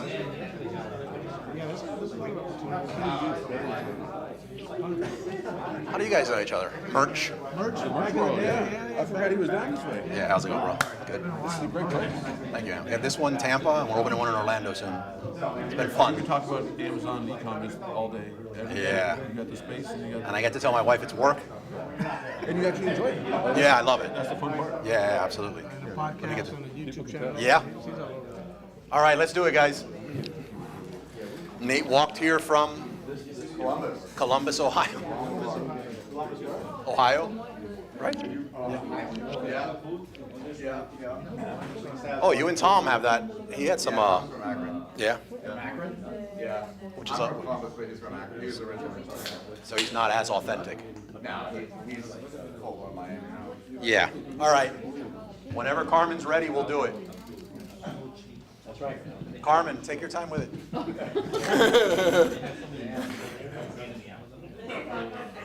All right, guys. Let's try to make the most of this. As I said earlier, I've always considered Nate one of the good guys in the space. He's a practitioner. I've seen him helping people constantly. His newsletters and one of my favorite newsletters to read. Actually responds to it. Because I've messaged you a few times. I think one time I accidentally unsubscribed, and I'm like, please add me back. I hope it was you I was talking to. Yeah, I know. Yeah. Trust anybody else. So we've not had a meetup event topic on affiliate marketing. I do good on commissions or money from affiliate marketing, but I wouldn't call myself an affiliate marketer. It's kind of been just accidental. It's like I use this tool a lot. I really like it. And I'm the type of person that'll chat you up in a Starbucks line about it. So that naturally, when they have these recurring monthlies for me, that's what I call affiliates. So it's just really rolled into something really nice. So, but I've never done it intentional. You do it intentional at a high level. So I'll stop rambling. So enjoy this. Please ask tough questions. All right? Here you go. You can put this one earlier on. So sweet. Thank you, thank you. All right, so what do you think is the easiest way, what's the best way to make money in affiliate marketing? To have a massive audience. The best affiliate marketers aren't even affiliate marketers. Most of them are accidental. Like one of the most successful affiliate marketers I know is a guy who I follow on Mr. Ballin. He does true crime videos, and he's not an affiliate marketer. He has 6 million, 7 million plus subs, and then he does little plugs at the beginning where it's like, use code Mr. Ballin, boom, he's making more money than people who are doing this full time. That being said, what's the hardest thing to do is build an audience of 7 million people. So if I were to come in here and teach you guys how to do that, it wouldn't happen. I don't have 7 million subscribers. It's so much work. It's not for everybody. It's a long game. Like if you have something that you love, awesome. That's kind of what I love about affiliate marketing is that it allows people to do the stuff that they love and then get paid for it. Like it's hard to just make money talking about bonsai trees without selling bonsai trees. But when you can monetize it through affiliates, then you can really actually you get paid essentially to work for free. However, I wanted to do something today where you guys can go home tonight and actually start doing it, because you're not going to go home and get 1 million subscribers. So I'm going to show you guys a method that I've never taught, because I actually just started this method myself, and it's working, and it's something that anyone can do. It takes a little bit of skill, but I'm going to I'm gonna try to actually do one myself if we can find the right product. But what we're gonna be doing is, instead of doing what you would normally think with affiliate marketing, which is building organic traffic, building an audience, building a group, building trust, all that stuff, we're gonna skip ahead of that. How many of you would pay money to skip that part? Yeah, yeah, because even free, people are like, well, blogging is great because it's free. It's like, it's not free. It takes a lot of time. Tom knows it costs money to pay your writers. It costs money to run your SEO, all that stuff. And then with AI coming around, it's constantly changing. People are getting just decimated on organic traffic. So I don't want to come in here and teach you guys how to do that. It works for me. I've been doing it for over a decade. So I like to kind of put myself in the shoes of people who want to do affiliate marketing and aren't just going to listen to stuff and then be like, well, that sounds great, but that's a whole nother life. That's completely different than where I'm at now. So what we're going to be doing is finding affiliate programs that allow you to run PPC ads, PPC pay-per-click, through Google Ads, and then we're going to find different geos where they're not competitive. And then we're going to create ads in that language, if it's a foreign language. The one that I'm doing right now is in Turkey. So I found a product that was really popular, and for some reason, I noticed that all my sales were coming from Turkey. Like, nobody from the United States was buying it, but people in Turkey were just eating it up. And I was like, that's working with organic traffic, and it's working with organic traffic written in English. I was like, I bet, and then I looked in. I'm gonna show you guys some tools. I hate showing tools when they cost money. They're not super expensive. Really, the only one that you need, and you can even do it without them. The big tool that I use is called Ahrefs, and that's what's up on the screen right now. It's a tool that lets you see search traffic, what people are searching for, where they're searching for it, like what different geographics they're searching from. And what we're going to do is we're going to use that, and we're going to do some research on products that will allow us to run PPC ads. And then I'm going to show you guys how I create them. We'll just make one, and we'll see what happens. All right, does that sound good? All right, so to start, how many of you know even like how to get an affiliate link? Like, if you were going to be approved for a program, what would you do? Usually you would kind of go to the website, see if they have an affiliate at the footer, right? What we're going to do is we're going to go to a program that I don't use a lot of. Most of my biggest affiliates are programs that have like their own native affiliate program. So they're not listed on these like public marketplaces. But for this example, we're going to use a public marketplace called ShareASale. And why I want to use ShareASale is because we're not going to be concerned about what the niche is. Typically, when I do affiliate stuff, it's in my niche, except for when I'm running paid ads. Paid ads is when I'll kind of dabble and go outside of that, and I'll find just opportunities, because when you're going outside your niche, you get the whole world of opportunities, right? When you're in your niche, you're pretty limited to what you can do. So with this, we're going to go into ShareASale, and I'm going to do some research. I'm going to show you how I go about doing that research, and then I'll show you how I go about actually creating those ads. So what we're going to be doing is actually sending ad traffic straight to our affiliate links. This isn't always allowed through every affiliate program. That's why I like ShareASale, because it actually tells you what you can run ads to with PPC. So some companies will let you run to their brand name, which is, as like a brand owner myself who also sells products, usually don't love that. Some companies are like, we're not running our own PPC campaigns. We don't care if other people run it. But even if you can't run to direct brand names, you can run to other keywords that are buyer intent keywords that would help sell that product. And I'll show you how we're going to go about doing that. So let's start in here in ShareASale. Okay, so ShareASale is just a big marketplace where there's bunches of different products and all types of different niches that have affiliate programs that you can join. Okay, so for this ad today, I would need to get approved for the program and get the link. So I'm gonna try to maybe use one that I already have. But for now, I'm going to show you guys what I would do if I were starting from scratch. So first, I would kind of go through here and I'd see what types of programs exist. You can come up here to keyword search if there's anything in particular I want. You have a bunch of data here that they show, the amount per sale, the percent or EPC, which is earnings per click. So what's cool about earnings per click is that kind of tells us if we're paying for those Google ads. It's not accurate enough. Like, you're not going to be able to send $2 ads to this parts view and expect to get $196 on a $2 ad click.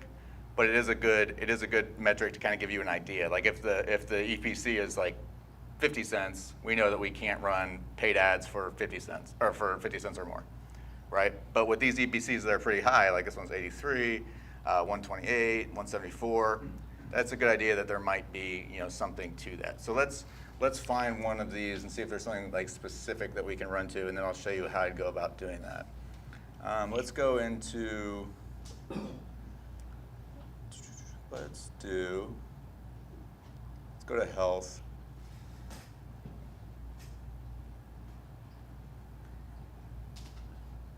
I want to find something that has a specific product. I don't want just like a general brand. I want something that's a specific product. And it can't be in like any of the gray hat niches, like, the classical sketchy stuff, crypto,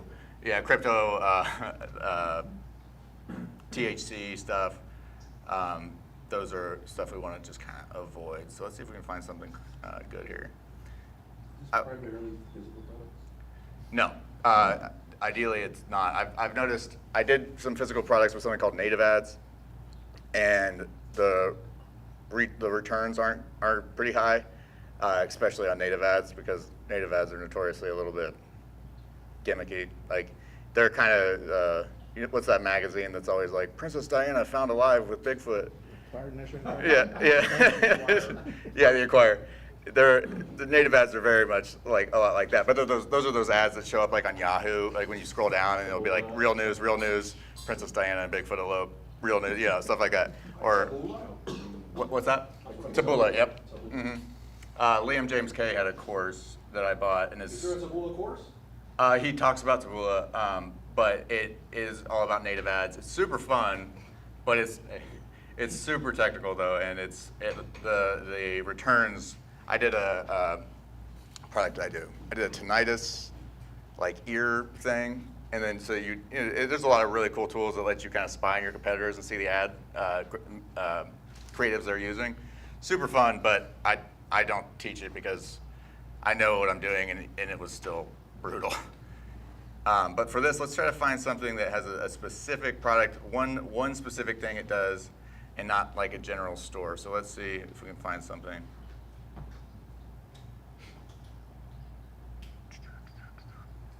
FreshBooks, so I'm already approved for that.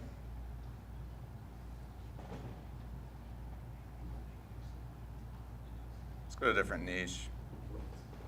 Something that's super specific. It's a Chrome extension. What's that? If they get an extension, they would sort this by percentage and numbers. Yeah. You know what Power My Analytics. Let's see what this is. All right, so I'm gonna show you what I would do if I was researching a product to see if it had any potential. So first, looking at this, seeing what this data is. Average sales 7311, average commission 1274, EPC 1090. I don't think that could be right, but conversion rate 85.88. 60-day cookie, which is good. So cookie basically means how long you can get a commission. So if they click on it and then buy it within 60 days, you get the sale. I always like to see long cookies on anything that I do. And then down here on terms and conditions and PPC keyword rules, these are the things I'm looking for. So I'm just kind of going to type in Google ads, see if anything pops up. Here are all the terms that we can't run to. So this would be one that we can't run to, specifically Power My Analytics. So I would love to find a product that I could run to the brand name. So if they don't have anything here, you could try to run it. Worst case scenario, they say stop. If it does say that you can't run it, don't do it.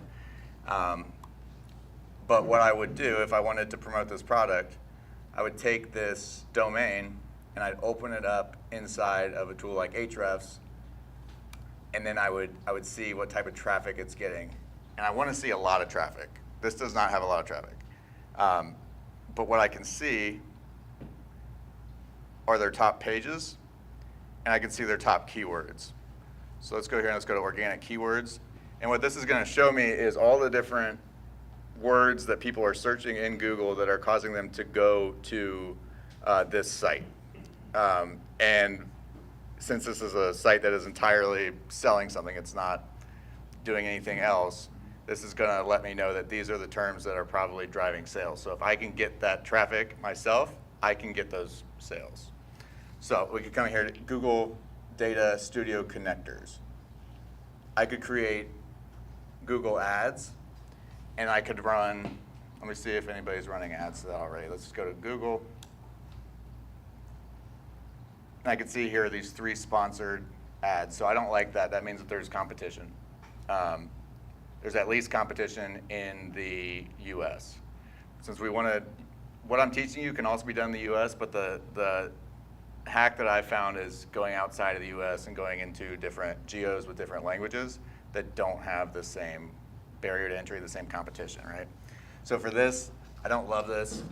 I'm going to go to one that I've been thinking about doing myself anyway, that I know I can run a decent amount of ads to. It's called Ad Creative. It's an AI tool that helps you create ads at scale. So it'll create a bunch of variations for Facebook, Google. Really cool. But they're really popular in the US, right?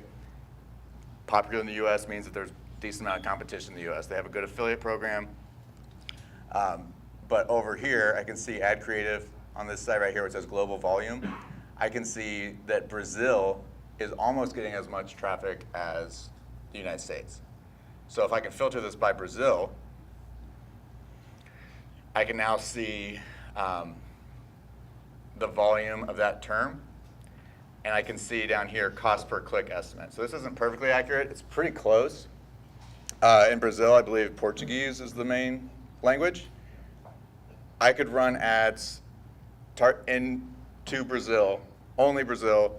I'd create the ads in Portuguese, and I would see, ideally, I'd see if Ad Creative's website has a Portuguese translation of the site. They don't always. I could also make my own. I could just clone the page, make my own, and put it in Portuguese. If I was getting it to convert in English, I could definitely get it to convert if I translated it into Portuguese. But let's go to that, and I want to see what their affiliate program pays out. PartnerStack's another one that's decent. I think. Is Commission Junction still a thing? Yeah, but it's a mess. That's the one that I had issues with in terms of refunds. I don't love Commission Junction. So what about credit card affiliates? those will be very competitive on search terms. Google Ads. Yeah. Mm-hmm. Like things like anything that has a really high ROI, like they're going to be competitive. A big community and a big list. Yeah. But that's type of thing. I mean, if you searched into it, there might be one of the things when you're doing paid ads. It takes some. You gotta have some stones because it's not about like lawyers, lawyers, doctors, dentists. They'll pay $50, $75 per click, but it's relative. It's relative to how much the click makes you. I'll pay $1 million for a click if I'm making $1.2 million on the click. It's about the ROI on the click, not the cost. But it's scary, especially when everybody's like, well, somebody could just go and click on it. Like, yeah, they can, but you think that they're going to do that enough that it's going to completely kill your ROI? Like, no. And there's also tools that can make it so that people can't. There's ways to get rid of like the spam clicks, but it's not a real problem. I mean, it would be ideal if they had a way to make it so that no one could do that. But if you have ROI, you have ROI. Okay, so Ad Creative AI. Okay, before you go much farther, when you say there's opportunity in Brazil, are you able to go back and say, like, can I see if anybody's running Google Ads in Brazil? Or Yeah. Google Ads. Can we do the whole question again? Yep. The Brazil thing, whatever I said about it, are you able to go back and see, hey, I feel there's opportunity in Brazil from these numbers, but I was able to see like US Google results. I don't know much about Google versus if you're in a different country. Like, can you see if there are Google ads in Brazil being run or not? And if not, Is that where you see the opportunity? Yeah, so you could do that in two ways. You could run a VPN, go into Google and turn your VPN to Brazil. You can also see like inside of Ahrefs PPC data is not great. Like I run a ton of PPC to my site and it only counts like 10% of what I. Yeah, yeah, it's not close. But it also won't count it though. Like when I run traffic to not my site, it won't count it. So like if even though it's from me, unless it's to one of my blogs, it doesn't count that traffic. So with like Brazil, I could see either with a VPN or I could use a tool. There's a tool here that I use sometimes called SpyFu. I don't know if they have Brazil as one of their, yeah, they do. So I could type in add creative. This is a great tool that's actually very similar to, it does some of the things Ahrefs does. So if you're not like considering SEO at all and you just want to do this method of paid traffic, trying to play around with it, this is actually a pretty solid tool. They've recently, I don't know, they got bought by this Rival Flow AI. They added a lot of other stuff like SEO research, backlink research, stuff like that. So it's a cool tool. But I can see here similar keywords. I can see what else they buy ads for. Let me see if I can see. They have a Google Ads Advisor. What do you think of SEMrush? So I use Ahrefs even though I have a free SEMrush account, if that says how much better I like Ahrefs, and I pay for Ahrefs. And I have an affiliate for SEMrush, but I don't promote it because it's not better. I found the ads will track. Ad tracking's better. It's more accurate. And they understate DR and DA compared to Ahrefs. It's a good tool, but like I'm so used to Ahrefs. Yeah, and the fact that Ahrefs has grown without an affiliate program speaks kind of to the volume of, and Ahrefs is just better for backlink stuff. But they'll both get the job done. And if you want to go cheap, there's another tool called KW Finder that I found is good for keyword research as well. But yeah, so this is another tool you can use for PPC research.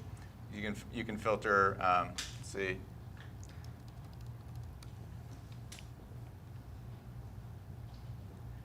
You can see stuff like which results were clicked. So not all keywords are. So there's not enough data here. It doesn't show the cost per click and all that. It shows one advertiser. And again, that's just in Brazil. If I wanted to see what it looks like in the US, it's going to be dramatically higher. Estimated clicks, clicked any result. So even though I think a lot of people think that they're like, well, because as a consumer, when you're looking for something, you might think, well, I don't usually click on the sponsored ads. You do, like we all do. It's still, you still get so many more clicks. So 2/3 of all the clicks in the search engines go to the top 6 spots, but I think it's like 30 or 40% still go to the sponsored product, especially if you are allowed to run to brand name, you're just getting the traffic. Like if I'm looking for, the tool that I've been having success with is running ads to, I'll just tell you guys, I don't give a shit. The seller running in Turkey, and I can see, I can see what people are actually looking for in terms of countries, and I saw that seller running was getting just as much searches in Turkey, if not more, than it was in the U.S. No competition. So if someone types in seller running, they'll see that ad, and they'll click on it. If you type in, like, let's say that you're considering buying. How did you find that, Nate? Mr. Hurd, classified Let me documents. in that head of yours a little bit. So you found seller running from where? Sorry. So I knew seller running from Amazon space. But then you found it on. That one was channels, that or one was serendipity, which is like how all of my life has been. It was just I saw that I was getting organic traffic and sales, and I was looking at the page. I'm like, all this traffic's from Turkey. I'm like, why do I don't my stuff's all in English. So I'm like, if I'm getting traffic from Turkey and they're buying and it's in English, they're buying. So if I can come to them on their language and in their Google, because I'm getting people who are searching in the U.S. Google. If I can get them so those are the ones that are bilingual, and they're buying. So if I can get, and most people aren't bilingual, so if I can get people who speak, the language, I can actually, and do it in Turkish, I can get it to be, I just knew it would convert. So, what do they speak? I don't know, what do they speak? I believe it's Turkish. I said it, I'm like, oh yeah, it's Turkish.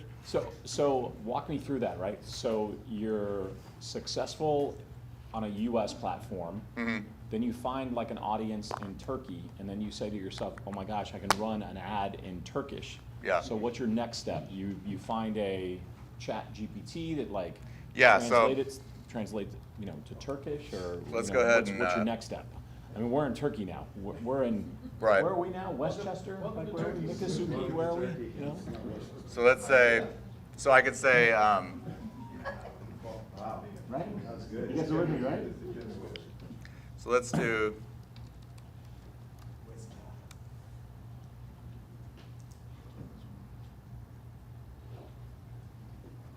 Does it convert to Turkish, by the way, or no? You saw that up there on the top right? It so says what, English, or?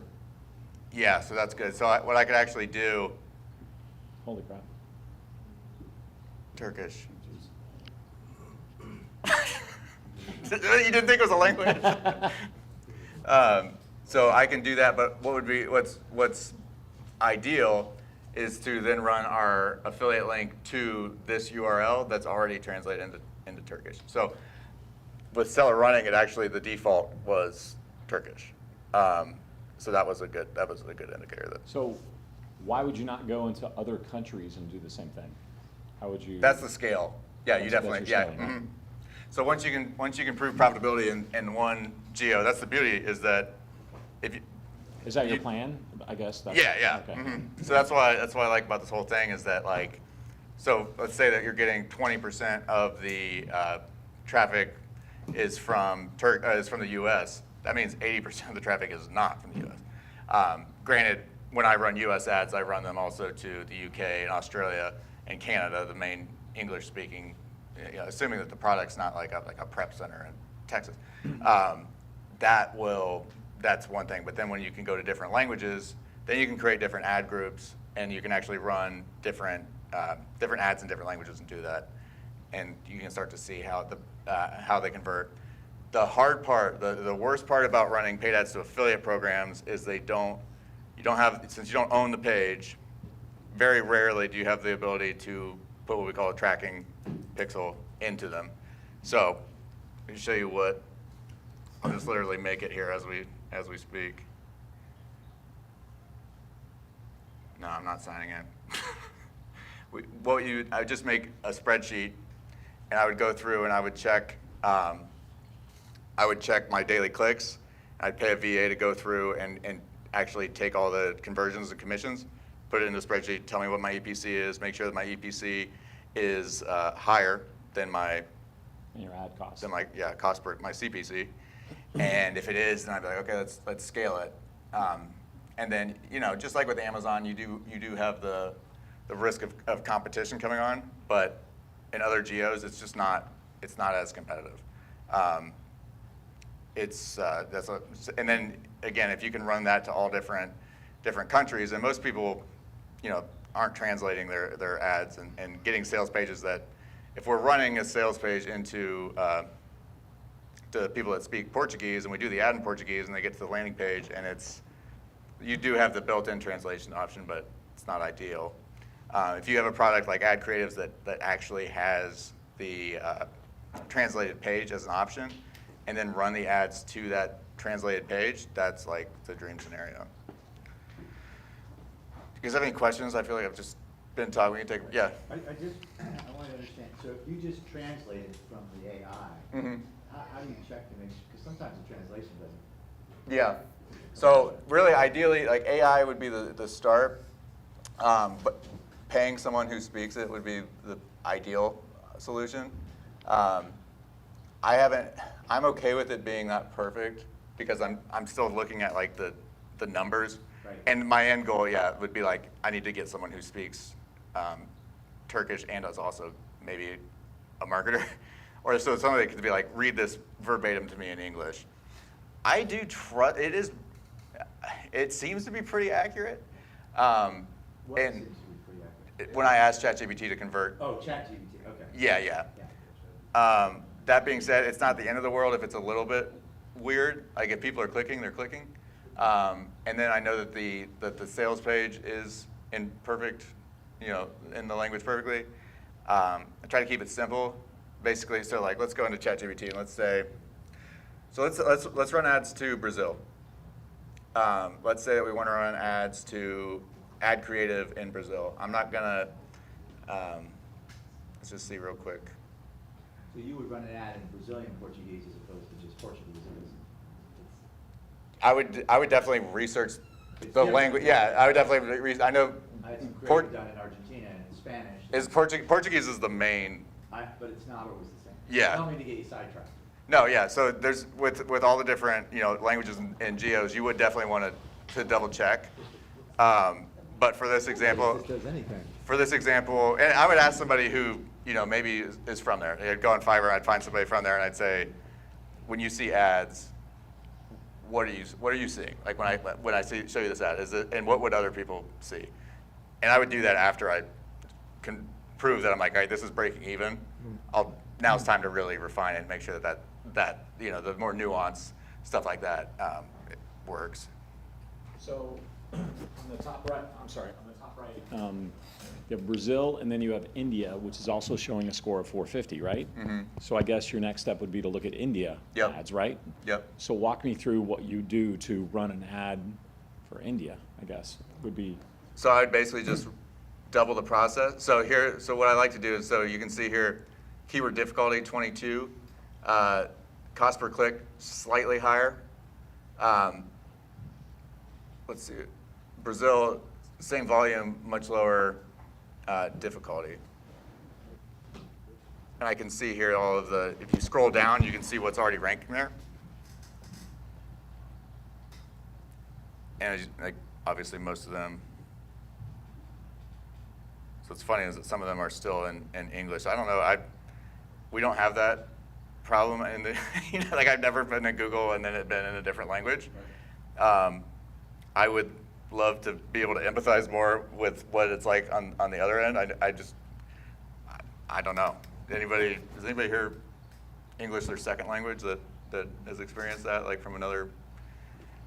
I've always felt that, like I feel like English is way more prevalent than other languages are prevalent in English areas, but I don't know.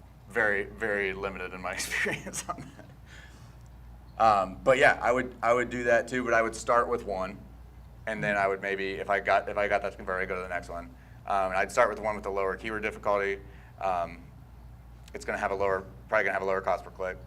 And also the higher keyword difficulty means that there's probably people that are maybe investing and trying to get those terms, particularly probably the company that I'm going to be promoting. So they would probably notice that I'm running ads and would either jump on the ad too, or if it was the company, maybe be like, hey, we'd prefer to just have the traffic ourselves, stuff like that.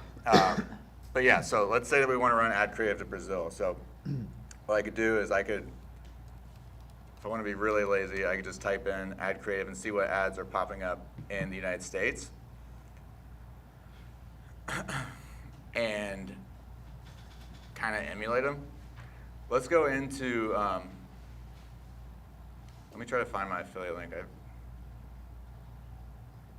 You focus mostly on services or SaaS products, or? I like SaaS. Anything that's a lifetime recurring is ideal. One time is a little bit better for tracking because you don't really know the LTV on a recurring. Annual things would be good too. I mean, I can see both sides. You get fewer refunds with SaaS. You get more cancellations, but you'll be making something as opposed to a complete refund. That's what I like to be at. But it's all at the end of the day. Again, it just comes down to what the bottom line, the profit. It doesn't matter if it's a one-time payout or recurring. Recurring, I feel like is better, but also from a tracking standpoint. One thing you should always do too is try to connect with the affiliate managers of the program and be like, hey, what is your LTV? What is your trial conversion rate? How many people are on the annual plan compared to the, just so you know stuff like that. So, and then when you see that you made one sale, like let's say that it cost you $100 in ads and you made one sale for $20, if you know the LTV, you'd be like, okay, even though it looks like I'm down $80, LTV is $300. And then again, it comes down to kind of having the guts to weight it up. Granted, there's some times where it's like, yeah, the cost is so low that you immediately are profitable. But, so I prefer stuff like that. But it doesn't, the only thing that matters is the net profit, really. Okay, so let's go to ChatGPT. And let's run.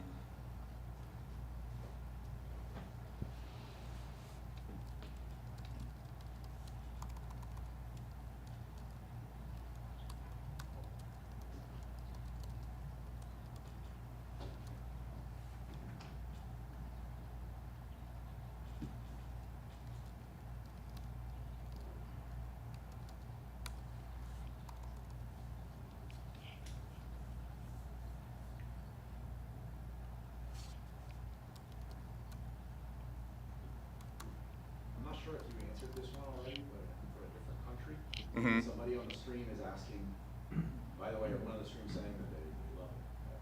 Can you please walk me through if you could link to run the ads in the Czech Republic? You could run them, yeah, you can run them anywhere, as long as they have Google. North Korea. Probably not, actually. I would not run ads in North Korea. I feel like it would. Escape plan. I feel like it would be quite competitive with the government. Bake a file in your cake, North Korea. In a North Korean restaurant in your neighborhood. I feel like my ads might get changed a little bit. Oh, it's a little. Yeah. So.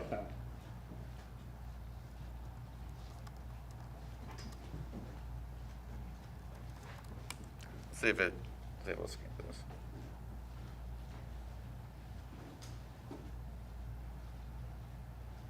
So this is giving me some headlines for Google Ads. So let's go into, I'll actually open up Google Ads now and let's just create one. We'll do a new campaign.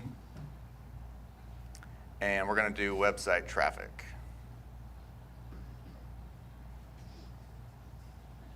We're going to do search. You're not going to remember this, just if you want to go back and check what I'm doing, you can. There's different ways to go about it.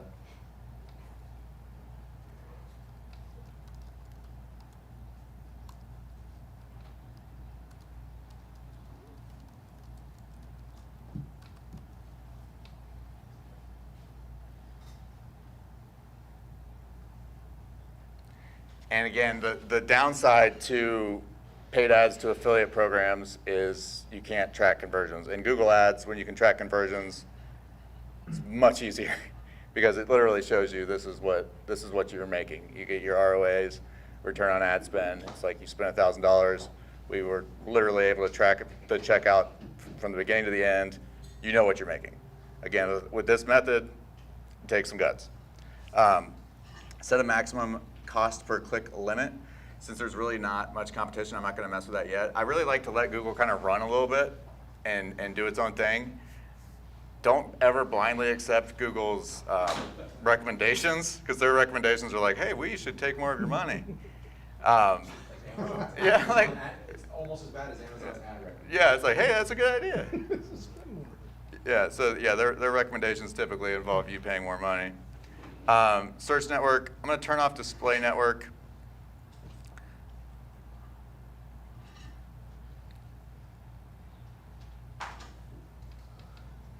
Enter another location. So we were doing Brazil, right? Target.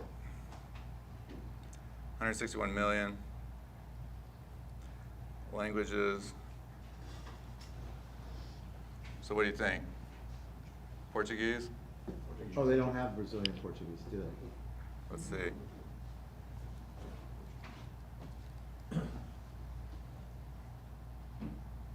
Nate, when you run these ads, do you have a like a rule of thumb in terms of how long do you run them until you can tell what kind of That's good. profitability you have? So And what also, stinks a what's lot of the- times. What's the delay in terms of you getting a commission so that you know kind of when to turn this off, when Mhm. it's not? So the first thing is you want to be ready to lose money up front. If you need it to work immediately, you're not going to see it through. I see it as like a tuition to learning how to do it. You don't have to spend thousands and thousands of dollars, but you want to get a nice sample size of clicks. And one thing to keep in mind with a lot of affiliate programs, they're not going to show the sale until the trial's over, or after the first payment. So you want to make sure that you know when they actually show up, like in your commission dashboard. Because I had one I was running, I'm like, I'm getting so many clicks, I'm not seeing any stuff. Like, oh, duh, they don't count them until the trial. Even like the referrals, like sometimes you'll run different programs work differently. There's so many different affiliate programs. But you know, more is more when it comes to it. The problem is I think most people quit too early. They're like, oh, I spent $50 and I didn't make anything.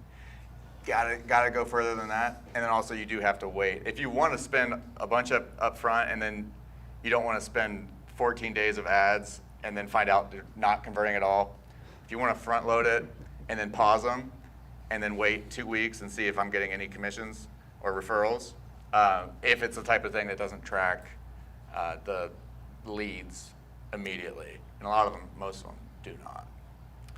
So let's do. So, does that mean you say you go 2 weeks?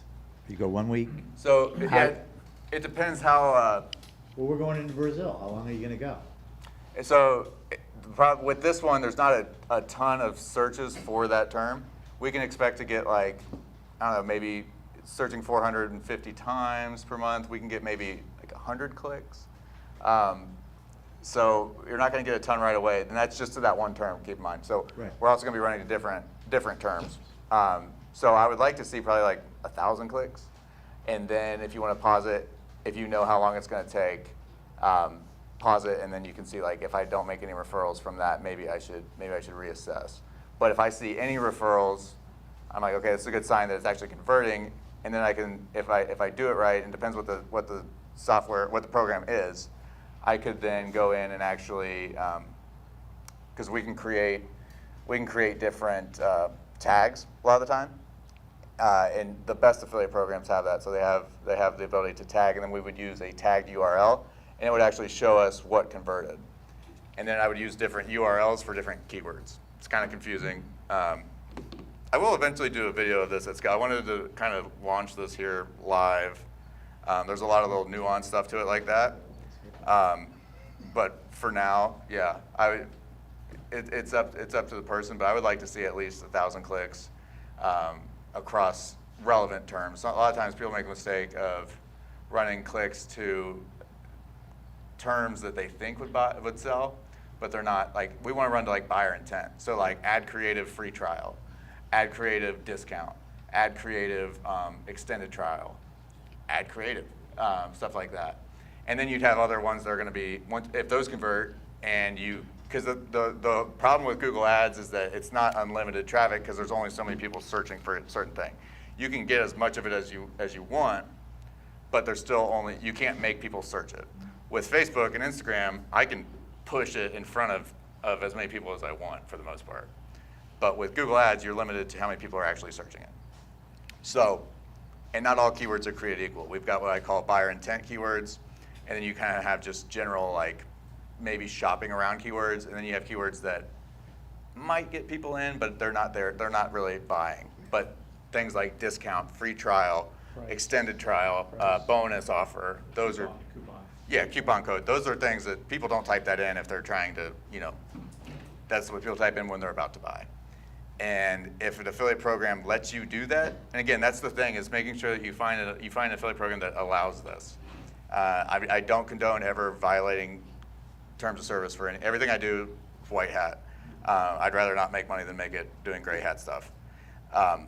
So make sure that you're able to do it, allowed to do it, and then I would talk with the affiliate program. So ideally, you want one that has the ability to add, like I said, those tracking tags. Let me try to think of a good way to. Let me come into Add Creative again. Go into their program. and they have down here, create a custom link. So this is where I'd create a link for my specific ad. So let's say You're in their affiliate program? That's a different site, right? this is Partner Stack, and so they're, yeah, so this is an example of an affiliate program that runs through a marketplace. So they don't have like their own affiliate dashboard, which can be good and it can be bad. Some custom affiliate areas are good, and other ones are awful. Some I know just don't track right. Partner Stack I do trust. They will track stuff correctly. So let's say that I want to do, let's call this link title, let's call it, What do you think of Tipalti? what's that? Tipalti, you ever worked with them? I thought they were like oh yeah, I've gotten payouts from them, but I don't know what's up. Are they do affiliates? They do affiliate. I thought it was like a payment processor. It comes through as Tipalti. Yeah. Oh, that's Helium 10. Yeah, it's Helium 10. Yeah. Mm-hmm. Yeah, they pay me. Yeah, they pay you. Yeah. Let's call this brand terms. Nate, what is the typical time frame that you see most affiliates paying out a commission? Is it a week? Is it 14 days? 30 days? What do you? So there's two things we're looking for is when we actually get the referral and when we get paid. So a lot of the times you'll get the referral after the free trial if it's a trial product. So that's typically 7, 10, 14 days. That's when you know that you've got somewhat of a conversion. So that's kind of phase one. Phase two would be when do they actually pay? And a lot of times it's right after the trial, but then they don't credit it for like 30 days because there's that chargeback window.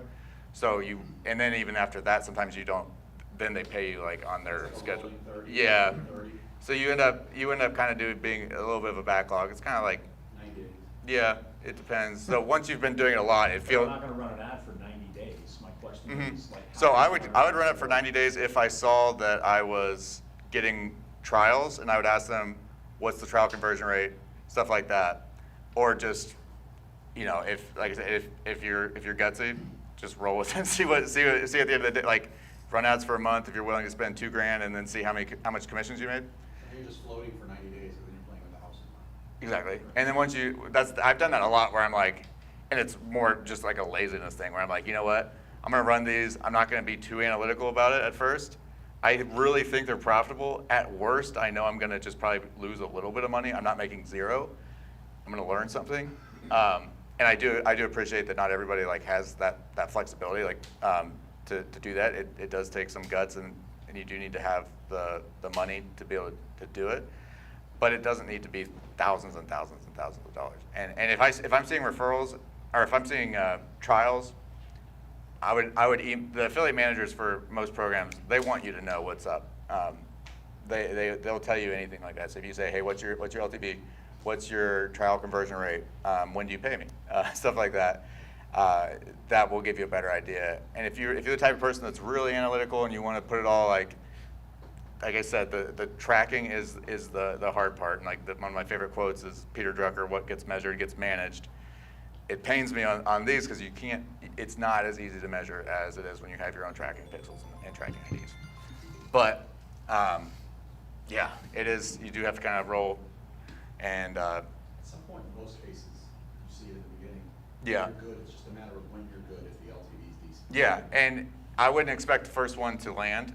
First one I'd be like, let me see if I can make sales doing this. And even if I'm losing money, I'm like, okay, that's phase one. Phase two is what made that money, and usually it's going to be a couple of specific keywords. A lot of times, like I was testing drop shipping, and so this tool Seller Running is a tool that is actually Amazon approved.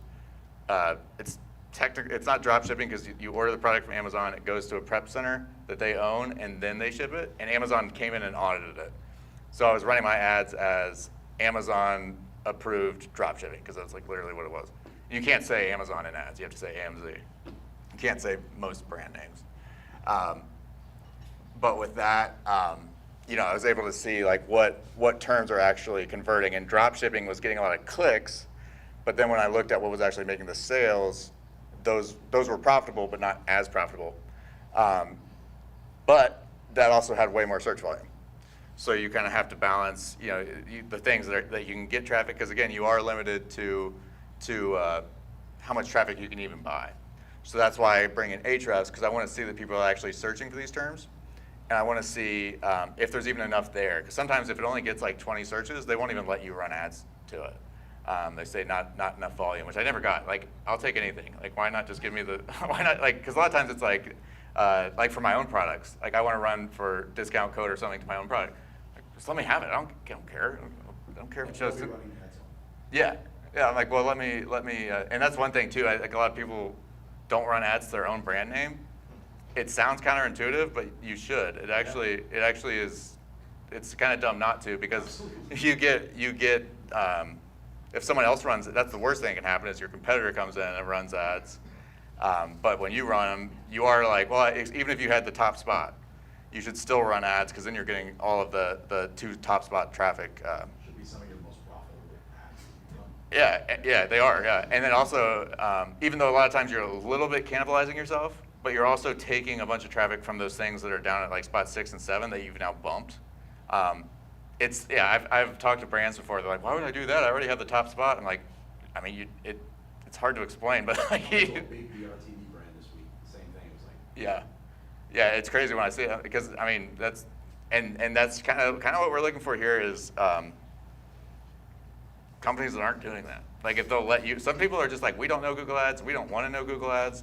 We have our software, and that's what we. Yeah, because the thing is that like it's basically they could pay someone to run the ads and pay for the ads themselves and take the risk, or just let me do it. So that's why even though people are like, well, why would they not? Some people that's how people. You can't do everything, right? So, but let's say I'm making this and I want to do a custom link. Let's do Brazil, or let's call it brand terms 2024 Google Ads. Okay, and then let me see if I can go back and find one of the things I didn't check if I'm even able to run to adcreative.ai or add creative. So we're gonna do this assuming I can, and then I'll check at the end if I can't. The whole point is just to show you the demo. I'm not trying to get rich here on live. This could do really well. Actually, I think it does have a bunch of potential. Don't everybody go out and do the same one, but this is kind of in line with. I don't even run ads to this one, and I really don't even know where I promote it, but it made a sale yesterday for $77 or something. Link destination. Let's see if we can find Portugal. Yeah, sweet. So Pete, this is awesome. So, oh, can't zoom in there. pt.adcreative.ai. So a lot of websites will have the different variation as the, do you call it subdomain at the front? That's what I wanted to say subdomain. Prefix, yeah. So the pt.adcreative. So let's do. That's Portugal or Portuguese or Brazil? So I believe in Brazil they speak Portuguese. That's the language? You filter by language? Portuguese.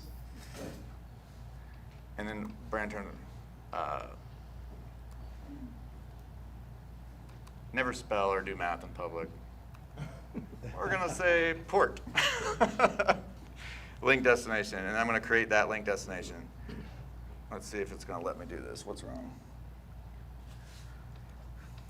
Google ad term for ad group number 1. Create link. Copy. Let me see in here if I can see if they have any notes.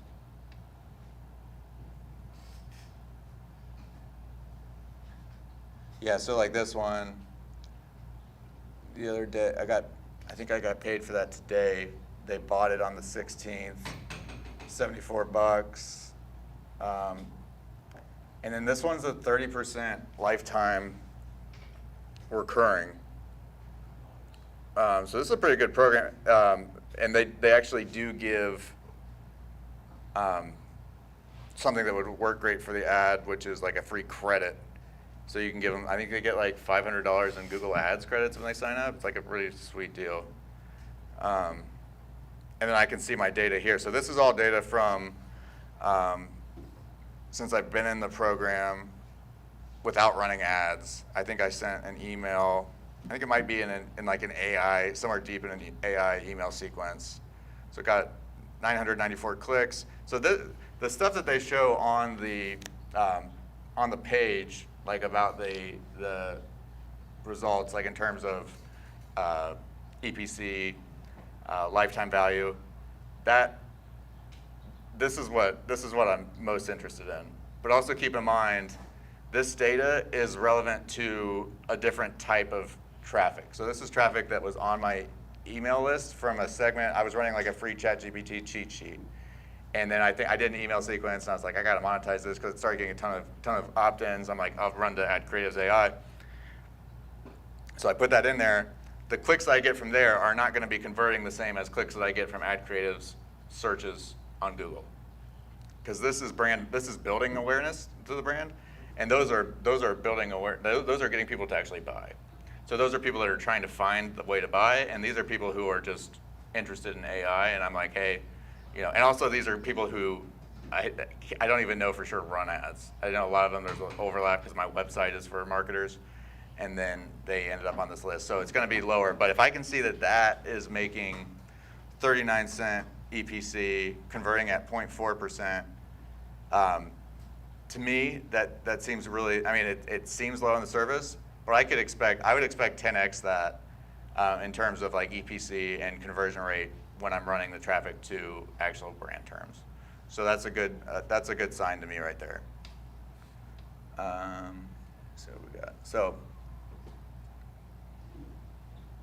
resources. Let's see if I can find. I do need to find out about their PPC stuff.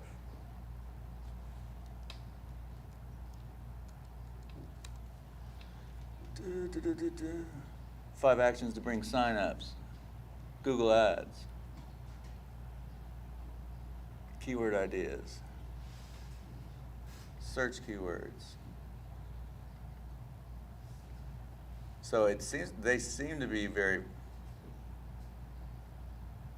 friendly to ads.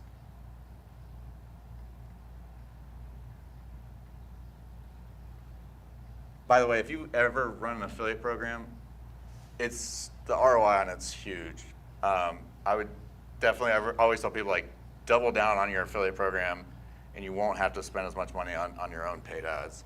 Different topic, but I'm on both sides of it. I have my own products that I have affiliate programs for, and then I also do affiliate marketing. I haven't seen anything good on getting it feels like affiliate programs are good once they're already rolling. Mm-hmm. But that getting started from 0 to there is just. That's my next book that I've been putting off. But no, from like being the one with the product or the service Mm-hmm. they offer. Yeah. Yeah, and the problem is a lot of times people are like, well, they try to go cheap, they try to save money on, they're like, well, why would I pay 50% when all they're doing is putting it in an email? It's like, well, you're buying all the trust, the years of work, the targeted audience, right? So let's see here. Couldn't load user. We're gonna do the old ask for forgiveness later.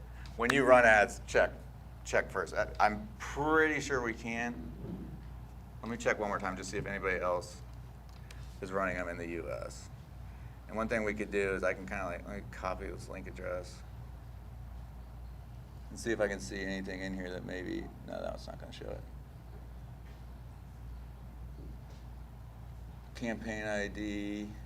You can actually see, like, if something's an affiliate link a lot of times, looking in the slug, which is the end of the URL. Let's see if I see anything that looks like a.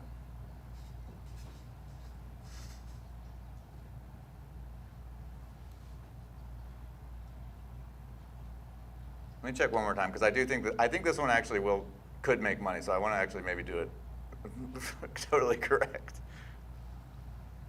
When you say make money, what is your thought process when like making money? What do you think? Beyond the dollar for you making. is like, Breaking the is it like a ceiling. new Tesla, or is it like, paying like your electric bill? What's like your?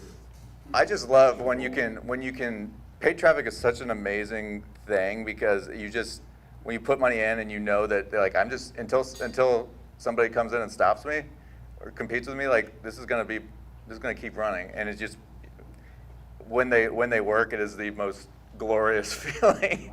Like when you, because I mean, then especially when they work, when you started with not your entire budget.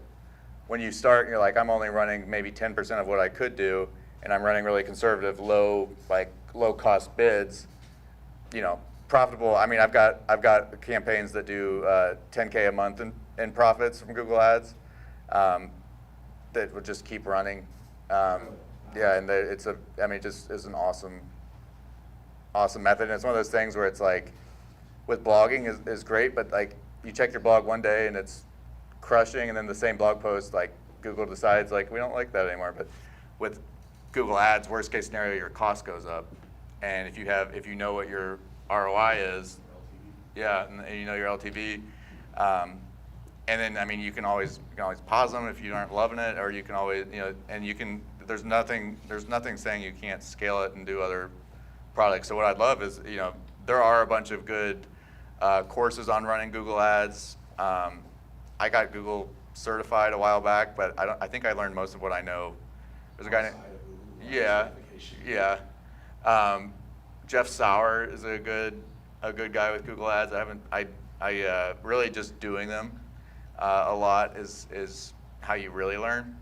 But with this method, you actually don't get to utilize like 80% of the hard stuff, which is cool. Like the hard stuff is the tracking, like the tag manager setting up, retargeting. I mean, if you really wanted to scale it, you could also run pixels so that whenever anyone clicks on your Google ad, you can then retarget them on social media, which is opening up a whole nother. People don't usually buy in the first time, especially if you're running ads to like those softer, kind of more awareness terms like drop shipping for selling that seller running. Those people probably aren't ready to buy yet. But if I were to hit them up with a decent frequency on social media, you could probably make some sales there. But then you got a whole nother thing to track. But yeah, in terms of profitability, you know, sky's the limit. I hate. I guess I was asking, like, what is your biggest, and then also what are you shooting for? Yeah. What would be like? Just to make it worth your time. So that's a good thing too. Is time to like keep investing in it for like $5K a month. I'm gonna stick. Yeah, because I mean, if you're brand new to it, it's going to take you a while to get it. Like I would love for everybody to go home and just mess around with it. I wouldn't fully expect anyone to like really have it live and running perfectly tonight. I can create them, like we'll be able to create this one here in just a second. But you know, it depends. Like if I'm not going to spend an hour, and I don't spend an hour a day managing my campaigns either. I do for ones that I can track conversions on better. But some of them I'm like kind of lazy where I'll run through different ad accounts. I'll be like, I know it's profitable. It's not the most profitable thing would be for me to monitor it 20 more, but I'm like, it's profitable and I've got other stuff to do, so let's kind of let it ride. Yeah. How many of those campaigns do you think you have going right now yourself? On just Google Ads, probably 8. Okay. Yeah. I was expecting you to say like 800. No, when it doesn't work. I was ready for a huge number. Yeah, no. I mean, that's the thing is like for me, it's just one facet of affiliate marketing. Does the majority of your affiliate revenue come from your own traffic, like blog and email? Yeah. So that's the thing. That's the thing too is that if I were only doing it, yeah, I'd have hundreds. But since my big, like I said, the best way to make money with affiliate marketing is have an audience, and I've got my audience. It's not as big, but I can, it's not free, but I'm basically reaping the dividends at this point. You know, like I'm kind of getting, it's the passive income. I call it like passive income because you earned it in the past. So I earn my audience, and then I can sell later. So if I had nothing else to do, yeah, I'd probably have 800. But I say one of the ones that's the most hands-off for me is they're called lead pages. I haven't even spoke about them in like 8 years. do you make sales with them? We make about 1,800 to 3K just Really? per month, and I've not even spoke about them. I've not recommended them. On which pages? For about 8.5 years. Lead pages. Remember lead pages? Mhm. Leadpages.net or leadpages. Did I tell you how I got my my first Mercedes? No, was it eBay? No. They had one of those tiered programs that you. So here's the hack. If you ever want to do, so I quit it because I hated the software and I couldn't keep promoting it. I got my first nice car was from ClickFunnels. Oh yeah, I killed it. Still make money off it. Not even recommend it. Really? Yeah, I still make. So I did a group. It was a group coaching where the cost. This was in 2017. The only cost to join was you had to buy ClickFunnels through my affiliate link, and I'm like, well, I want you to have ClickFunnels anyway because the stuff I teach you need to have a website. So I sold like 124 subscriptions, and if you get 100, they pay for your car. Not all. It's like a dream car. It's like kind of like not like a daydream car, kind of like like a dentist car, but it's still it's a car. It's like the whole Mary Kay thing. I haven't. To a certain level, they give you a car. It's more like. Yeah. I'm thinking about trying to do it with Kajabi. Yeah. I like Kajabi. Well, yeah, no, like that's people are doing it with school. You use school yet? Yeah. Or Ozzy just. Yeah. From one of the big time. Yeah, he invested in He's it. getting like 6 million visitors per month. He bought it, and now it's like 13 million visitors per month. Yeah. That's nuts. Yeah. But if you ever have anything, like if you're in a space and there's some sort of product that the people that you would use, so like let's say you're a fitness instructor and you're like, hey, I'm doing this private group, the group accountability group. You buy this athletic greens. I'm sorry, I hate buy that through my affiliate link. That's your membership. And then I love that because you get paid, they get the product, and they don't have to pay like a membership. So then for them to cancel, if you're paying for like a membership thing, like a coaching program, you have to cancel that. But if you're paying for a coaching program that's being paid through your supplement, You're not gonna cancel you can't be like, well, I'm also canceling my supplement. Yeah. So that's off topic, but that method, most successful day in affiliate, it sold out almost instantly because I had so many people that were like, oh, I want to try ClickFunnels, but I don't know how to do it. Like, oh, Nate's teaching it, and this is the only coaching program he's ever done. So it worked really well. But there's a bunch of different niches and ideas and spaces that concept could work in. But let's talk about the. I love if you guys want. I have a book on Amazon called Evergreen Affiliate Marketing. It's kind of just everything that I have learned about affiliate marketing over the years, and it's put into a way that I wrote it so that it would be as relevant now as it is in like 20 years, or as relevant in 20 years as it is now. So it's just the kind of core concepts. You can get that on Amazon if you want to see it. I talk about the car and other stuff like that in there, but. Evergreen Affiliate Marketing, yeah. Let's see what else we got here. All right, so let's go back to, if anybody has a computer, no, you have to be in the program. I want to find out if I can actually run ads to Ad Creative.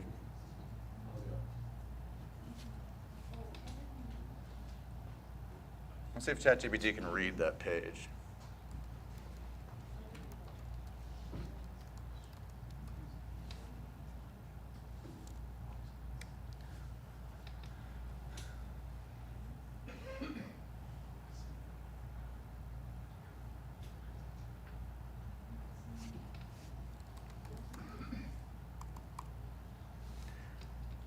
Let me see. So they do have that.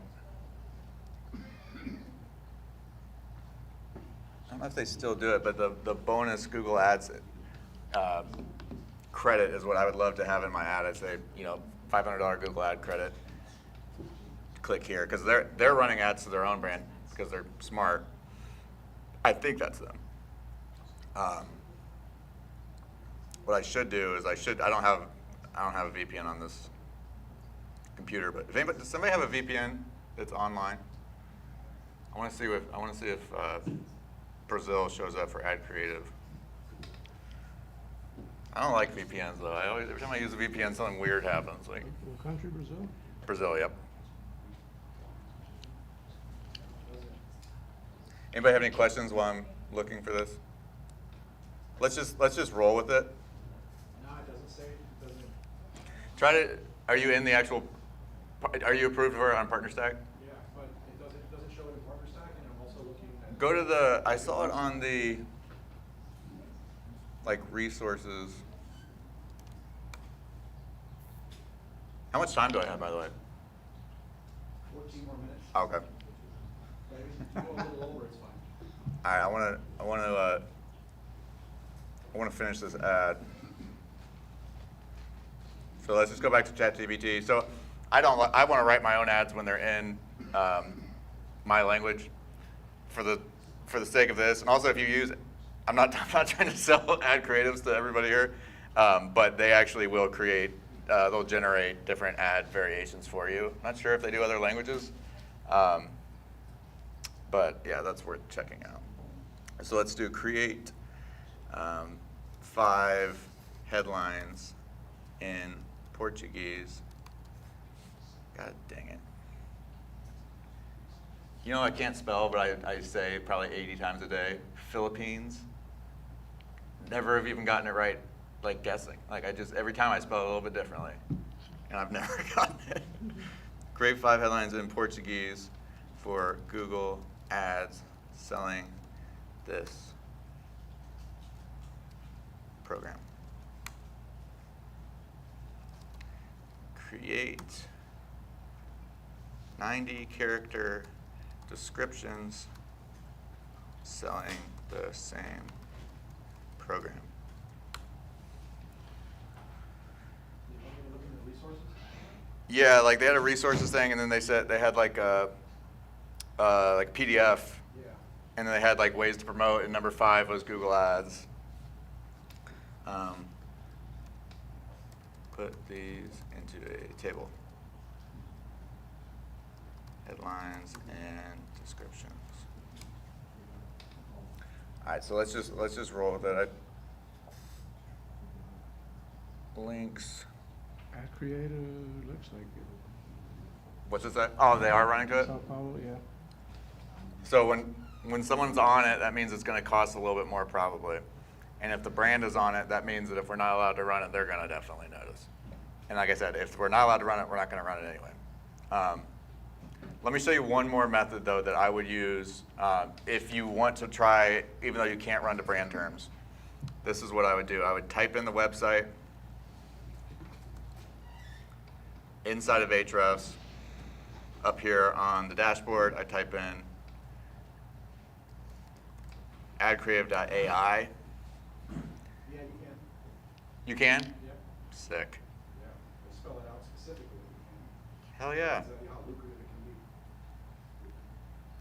So what I do here is I would see all of these different terms. They even give you a keywords ID list. Really? Yeah. That's sick. And then again, a lot of their affiliates are in the US. So like with this, I would run, so when these are all the different terms that they're getting traffic from. Up here, you can see the highest ones. All of these ones down here are terms that I could bid on, but these CPCs are super high. But again, what did we say about CPCs? They don't matter as long as the EPC is higher. But that is in the US. So let's go here and let's see what it looks like. So they're actually, so another one right here, traffic by location.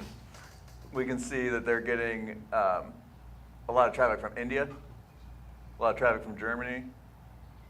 Why did I choose Brazil for this one? What happened? Oh, because we were talking about. On You're getting a lot of traffic from one product. But you were mentioning Turkey in the example. Turkey was my example, but we chose. You showed Brazil and India. Brazil was top in Ahrefs. Yeah. Yeah. So this is it.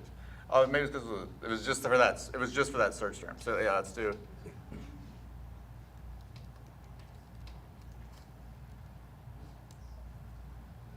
Yeah. Oh, but that is for Brazil. Yeah, Ad Creative gets more searches in Brazil than it does in. So again, those are the ones that I want. These are the other ones were getting traffic to their site, which means that people are clicking and I could get sales from it. but those aren't all as high buyer intent as people typing add espresso. People typing add espresso know about it, and they're probably either trying to sign into it, in which case they'll probably hopefully click not the ad. I always try, when you spend money on ads, you start to like do that. You're like, I don't want to charge them for it, so I'll click on the other one. So they're trying to sign in, or they're considering buying. Did you say Ad Espresso is still on? Yeah, I'm gonna get confused with Ad Creative. Ad Espresso is another tool. It's not AI, but I actually do use it as well. But I didn't even want to demo it because I didn't want everyone to have to go buy it. You don't need it, but it's a tool that will help you run variations like quickly. It'll create different variations. It's not. You used to have a fantastic library. Yeah, it's good, but it's not like it on the list of tools that you need right now. It's not on it. All right, so let's just roll with this. Keywords. So we're gonna do ad group 1. Get suggestions for your ad. Yeah, right. So it's gonna give me these here. I'm gonna call ad group 1. I'm gonna call it brand. Brand terms. So I want this to be just the brand terms. This is gonna be my most profitable one. And then let's come down here, final URL.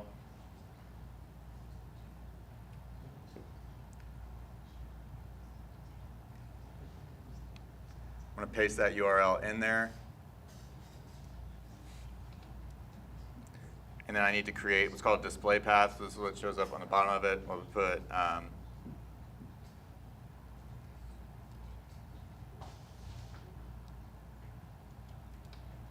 doesn't really matter. Just don't put anything weird like random letters or numbers. Like your name? Yeah. Spam.bitcoin. So then let's take, let's go back here and grab these headlines.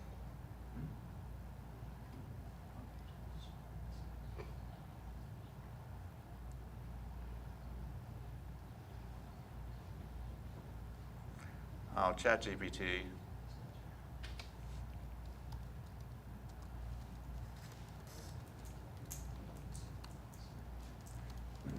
So there are limits when you create an ad. It's all pretty straightforward. Like it's gonna say here, like it shows 0 out of 30. It has to be under 30 characters. ChatGPT kind of likes to be bossed around a little bit, so you kind of got to tell it sometimes. Let's see here.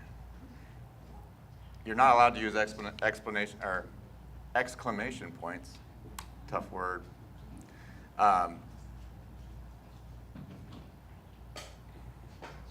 It'll rotate those headlines of the ad? Mm-hmm. Which is, well, it'll show like 3 explanation. It's not a, they don't use those as like, it's the same thing in Portuguese, right? And it just seems weird that all five of these have an exclamation point. I think ChatGPT just talks like that. Yeah. It's screaming at you. Yeah, it seems weird. So you can't use that. You can't use any sort of like icons or emojis or anything like that. So let's just whip this up real quick. Later on, I'm going to go back and check these and make sure that they're actually like not saying something horrible. You can make as many as you want. For now, let's just do 3. When you do this, do as many as you can. More is better because it's gonna rotate them, and it's gonna show which ones are getting the most clicks, and it's gonna favor those. All right, description.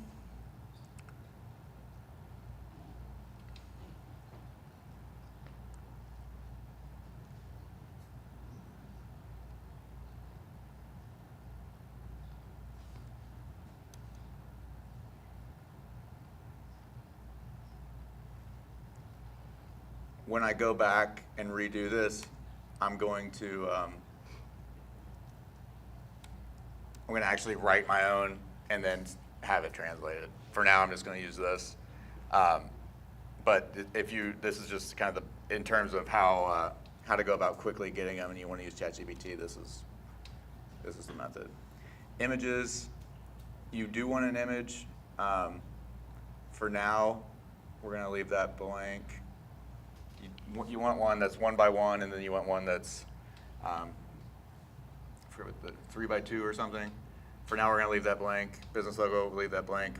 Do the affiliate, do they provide their own banners or images? Or they do? Yeah, so actually that would be where I go and get it, and I'll plug that in. Like I said, it sounds like they're super user-friendly, or super friendly in terms of what we use. Most affiliates do have a dashboard where it's like brand assets. So that's where I'd go with that. This is new. I have never noticed this. Get help creating your ad. So you could probably do all the stuff I'm showing you with ChatGPT right here inside of Ask it for a picture of Nazi soldiers. Nazi soldier. I don't think it will do. Give me some site link ideas. So what I'd also do, so site links are like if you go to Google,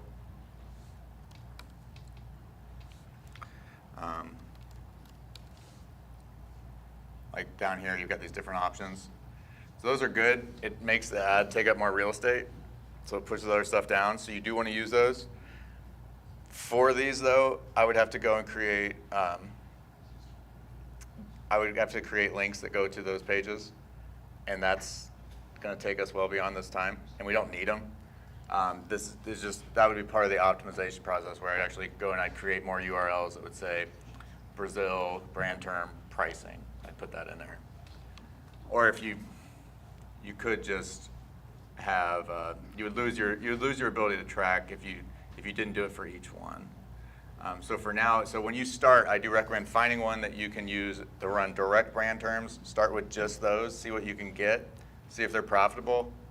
Reinvest those profits if that was your, what you're working with baseline, to start scaling into more of the terms that are like awareness, not sales. So like for ad creatives, it might be things like all those terms I showed you guys earlier, like AI ads or AI tools for for Facebook, stuff like that. Stuff that people are searching for that would lead them to the product, but aren't necessarily them knowing exactly about the product.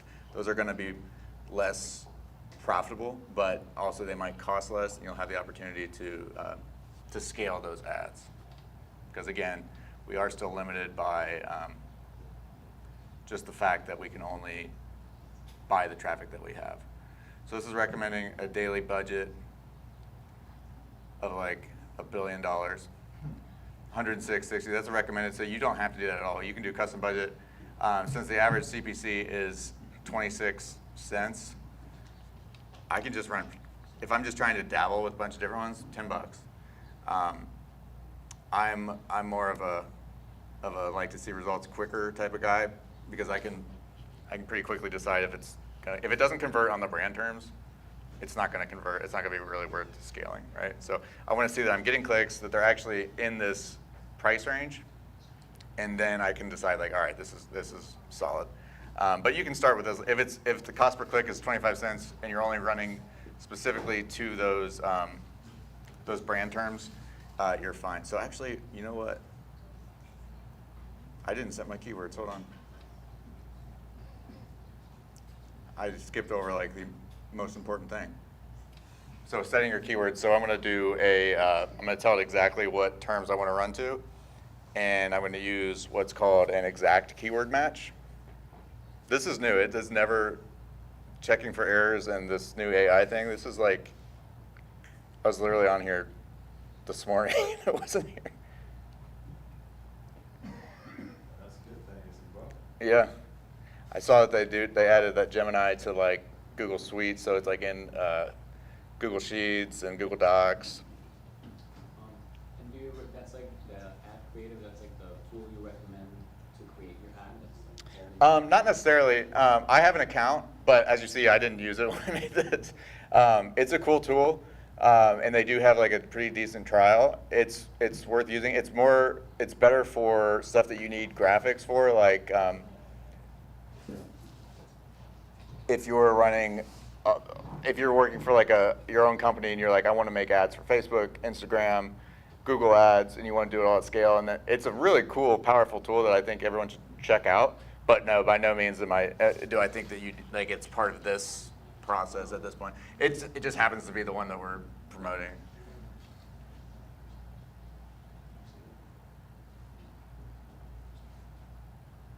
So with just Google Ads, that's all I mean, like, I mean, like a special AI. Yeah, so. I mean, besides ChatGPT, that stored it.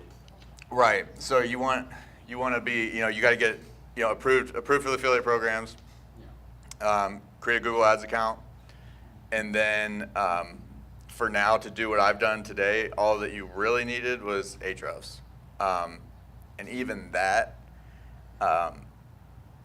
there's other cheaper tools that will show you search volume. So the system might be, or the software will be a little different, but the method is the same. You can see, like in KW Finder, which is a much cheaper alternative, it'll show you search volume in different markets or different locations. So really, you just need a tool that will show you search volume, ideally show you like CPC, and then just creating your ads. ChatGPT is great, but there's a million other free tools to convert your text to different languages. Checking for errors, I don't know how this one is going to take, but the one thing that I totally skipped over, and it was because I was making fun of the suggestion and I just skipped it, you have to tell it what keywords to run to. You don't ever just let it pick your keywords. It's nonsense. And then what's so important about creating our keywords is that we're going to create what are called ad groups. So for this one, I created that tracking link, if you remember, that has that little tag that says brand terms Brazil. So when I get sales, I can actually see what link actually came from. And that's just for your tracking, right? Mm-hmm. Can I see in here where it shows?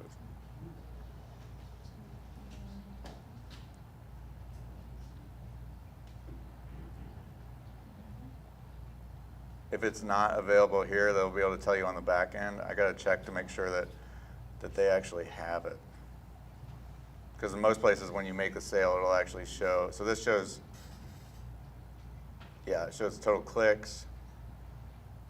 I'm gonna have to look into making sure that they do have a way that I can actually see where the conversions came from. The other programs I use, like the one I was telling you the demo about, it does show when on the transactions which link they clicked on. So the whole point of this is to be able to see that. So after this, another one of the follow-up things I would do is not just see the clicks, but I would go and I would check to make sure that they actually can show me where it's attributed to.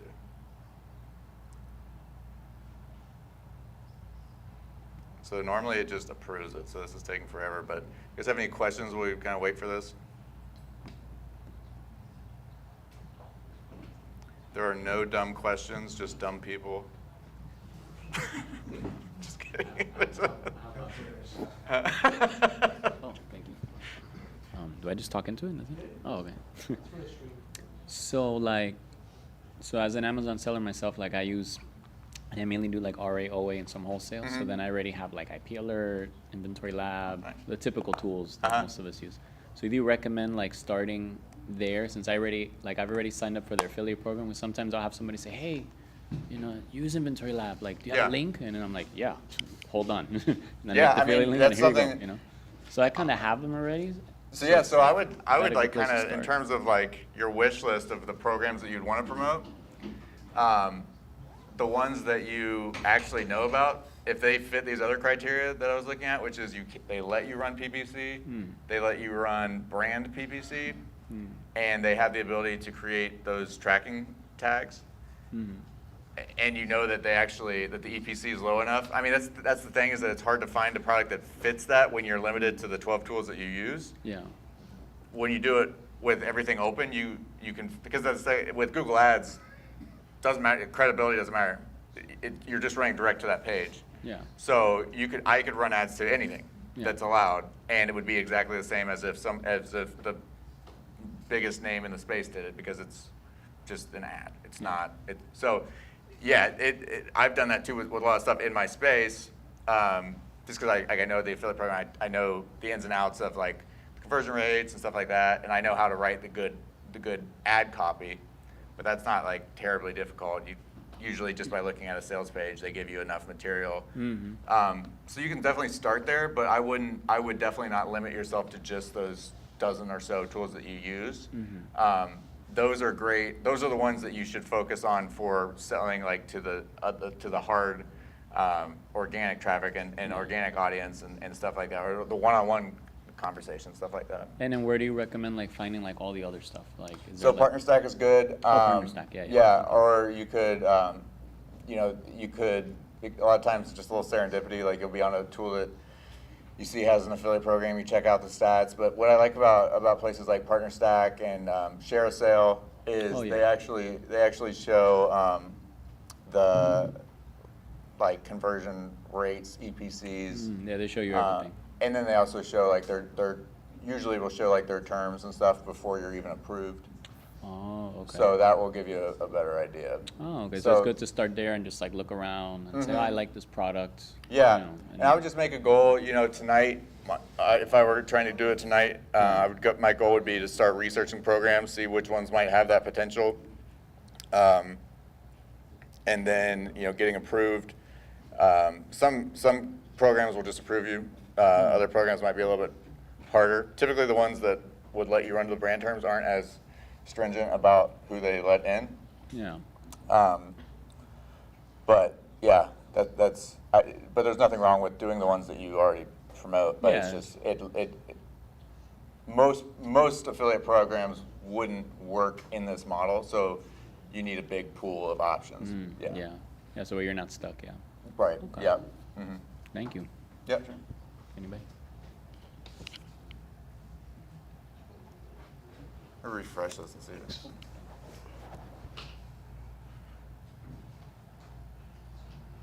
Any other queries? I thought it was super thorough. Was it? Yeah, I apologize that it's a little technical, but my goal today was I can't teach everybody how to get 1 million followers. I don't even have 1 million followers, so I couldn't even tell you where to start with that. But I can show you something that you can do immediately. Not a lot of people do this. There's so much potential. It's just when you have the tools and you know that when you understand the numbers behind it, how ads work, how paid ads work. Google Ads is my absolute favorite type of ad because you can target people at the buying point. Like with Facebook ads, it's hard. Like the only thing that you can do is like the retargeting of people that were on the checkout page and stuff like that. But with this, I can be like, add creative free trial. I put your Entre resource link for the stream. Is there any other best contact method for people to continue? No, I answer all my emails myself. If you want to hit me up, I am going to probably do the micro hustle group again soon. Excited about that. It's not going to be the same as before, but. How would this work, or would you even recommend doing it for physical products, like high-end physical products, or? It really, as long, it depends, what it is. If they have an affiliate program, a lot of times physical products have lower payouts, just because they have the costs that are like software. A lot of SaaS doesn't have. They have the margins. There's more for. But it can be anything. Anything that has an affiliate program. But like the best ones, like supplements, like Athletic Greens would probably, if they allowed it. I doubt that they'd allow it. Really something that's popular that not a lot of people are in on yet. And then the combination of that with other geos, I think is the other locations, I think is the big hack. So I will be doing like a more thorough. I wanted to kind of soft launch. I've never even talked about this in the other geos. I've done this before about just straight to the U.S. And there's other methods too to Google Ads. This is literally kind of just scratching the surface, but this is one method that if you just did this in the way that I kind of showed you and sampled around, dabbled around, this would be the fastest way to make affiliate commissions that there is. Other methods take so long. And a lot of people have more money than time And that's a good thing. That's an advantage that you should take advantage of. So focusing on other countries, not just US. Yeah, that's the and especially like I said, some countries actually convert better, and a lot of times the cost is much lower. But doesn't it depend on like the product, like if it's Yeah. XYZ product and it's only in English, you can't really advertise it like in Germany or something. Yeah, so the good thing is that the data will wean that out for us basically. Like it wouldn't show all that search if there wasn't. But then it also might be, I mean, sometimes some countries have a lot more English overlap than others, but that's why we use the data, because it'll kind of tell us if it's being searched at all. But you're right, like it's easier to convert in the main language. That's why I also like affiliate programs that have the option to actually send them to traffic on a pre-translated page. Yeah. Nate, I think the foreign countries thing, I think is genius. I think that's what. It's pretty cool, right? Yeah, I think the geo stuff is huge. Yeah. Yeah, because I mean, you're just competing in a new space, and the ad costs are way lower. Yeah, it's gotta be huge. Yeah, and it's not like people. I think sometimes we get so focused on US. Yeah. For sure. Yeah. There's some really low-hanging fruit out there. Yeah, especially like I said, when you can find that landing page, that it'd be hard to sell, because that's the thing is like we didn't just target location, we targeted language. So I could also target location, and that would be not a bad test to do an ad group with Brazil English and then Brazil Portuguese. But I'm betting money Brazil Portuguese is going to convert better to the if they're searching for Brazil. Do you find that when you're doing that geo-fencing type of thing, that you're looking for websites that convert into that language to make sure that you can do that? I would imagine it's Yeah, so that's why that language conversion on that website. Yeah, so like that, I wish I would have written a whiteboard to write down the. Let me go through the big things I'm looking for. Number one, that I would love if they have a pre-translated page that I can then create an alternative link to. So that's number two, is the custom link. If I just have one affiliate link that I have to send everyone to, I can't track it. So like what I did with my custom sales, I created one for that campaign. So when I make sales, and I have to find out in PartnerStack to make sure that they can do it that way, I can see the clicks, and I'm sure they would be able to export it, but you can usually see exactly where the transaction came from. So I do have to look into that a little bit, but with like share sale and the one that I'm doing successfully right now with the new turkey method, I can see which campaign. That sounded funny right there, the new turkey method. We call it the turkey method. I can see where they came from, but so that's number two, is the ability to add those tracking links. Number three is you're allowed to run PPC. Let's move that to number one. Yeah. And then you want something that has low competition, but again, fortune favors the bold, as Matt Damon and Tom Brady would say, in their crypto commercial that they don't talk about anymore. Actually, they can talk about it now. Crypto's back. But so you want that, and you want a product that's converting. That's the CPC is relative. I would start with something that has a low CPC, so you don't have to spend $100 to get 10 clicks, because it could take 100, 200 clicks before you see any sort of What act. do you think your sweet spot is for clicks for your turkey method? Yeah, so it's hard to say. That's another thing I would like to. I would ask the company. I'd say what is your conversion rate on your sales page, like when people come in. For me, I like to see if I've run 100 clicks to a brand term, I want to see at least a conversion. Well, what I'm asking for is what would be your ideal spend rate, I guess, if you're trying out the turkey method, what would be? Would it be $1 a click, $2 a click? Oh, for that one, it's depends which terms, because different terms are going to have different So costs. let's say right to the company name. Right? Yeah, so for that specific, so it's relative to the commission, but for that one, I'm at 70 cents a click. Okay. Yeah. So and and it's quick clicks too. So it's not like I'm trying to squeeze blood out of a stone. Like some brands, again, the big thing too is that's number 4. Thank you for the segue. Is enough volume. Just because the product has all those other things, if people aren't searching for the terms that would get them to that page, specifically the brand term, it's not. You can only do so much. You still do it, but like I said, if it's under like 10 searches, they won't even show them, which is dumb. But so, and then also keep in mind, if it says 450 monthly searches for that search term, that's just for that search term, but that doesn't mean you can get all those. That means that you're going to probably get 30% of them, maybe. It depends. It totally depends based on what the term is, what the product is. So you got to think that you're getting fewer than that. So if you need to get 1,000 clicks, you need to realize if it's only to that one term, it's going to take me 5 months or whatever it is. But then you do other stuff when you add in ad creative free trial, ad creative coupon code, ad creative bonus credit. Then you can kind of start to get bigger. And then once that's profitable, those are the first ones you run. And honestly, I wouldn't even run anything else. I would run just to the brand terms first. Find something that matches those criteria that I've just shared. So you've got allows you to run, has the ability to create custom tracking IDs. If you're going to do international, which I think everyone should, it has the ability to send to a translated page. Number 4, what did I just say? Volume. Has enough volume that you can actually get as many clicks as you need. And then after that, then you can, so just run to the brand terms at first, see what you can get. If you're making sales with that, then you can start to kind of expand it. And you can start to go to terms that aren't going to be as profitable. They might cost a little bit less too.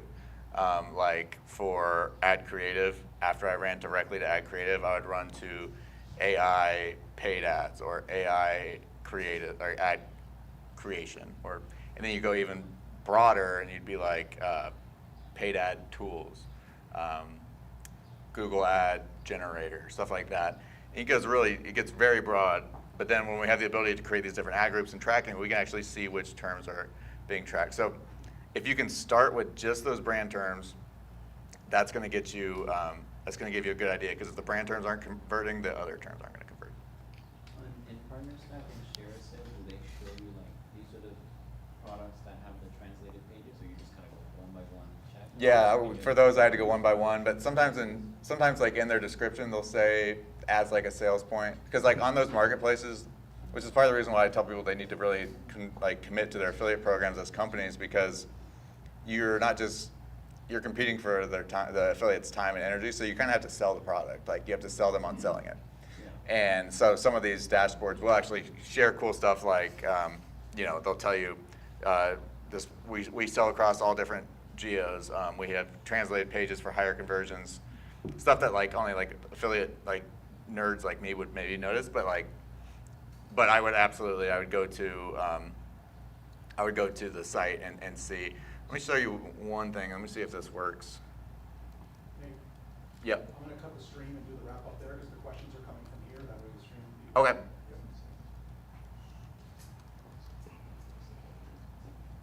Let me see if anything pops up when I do this.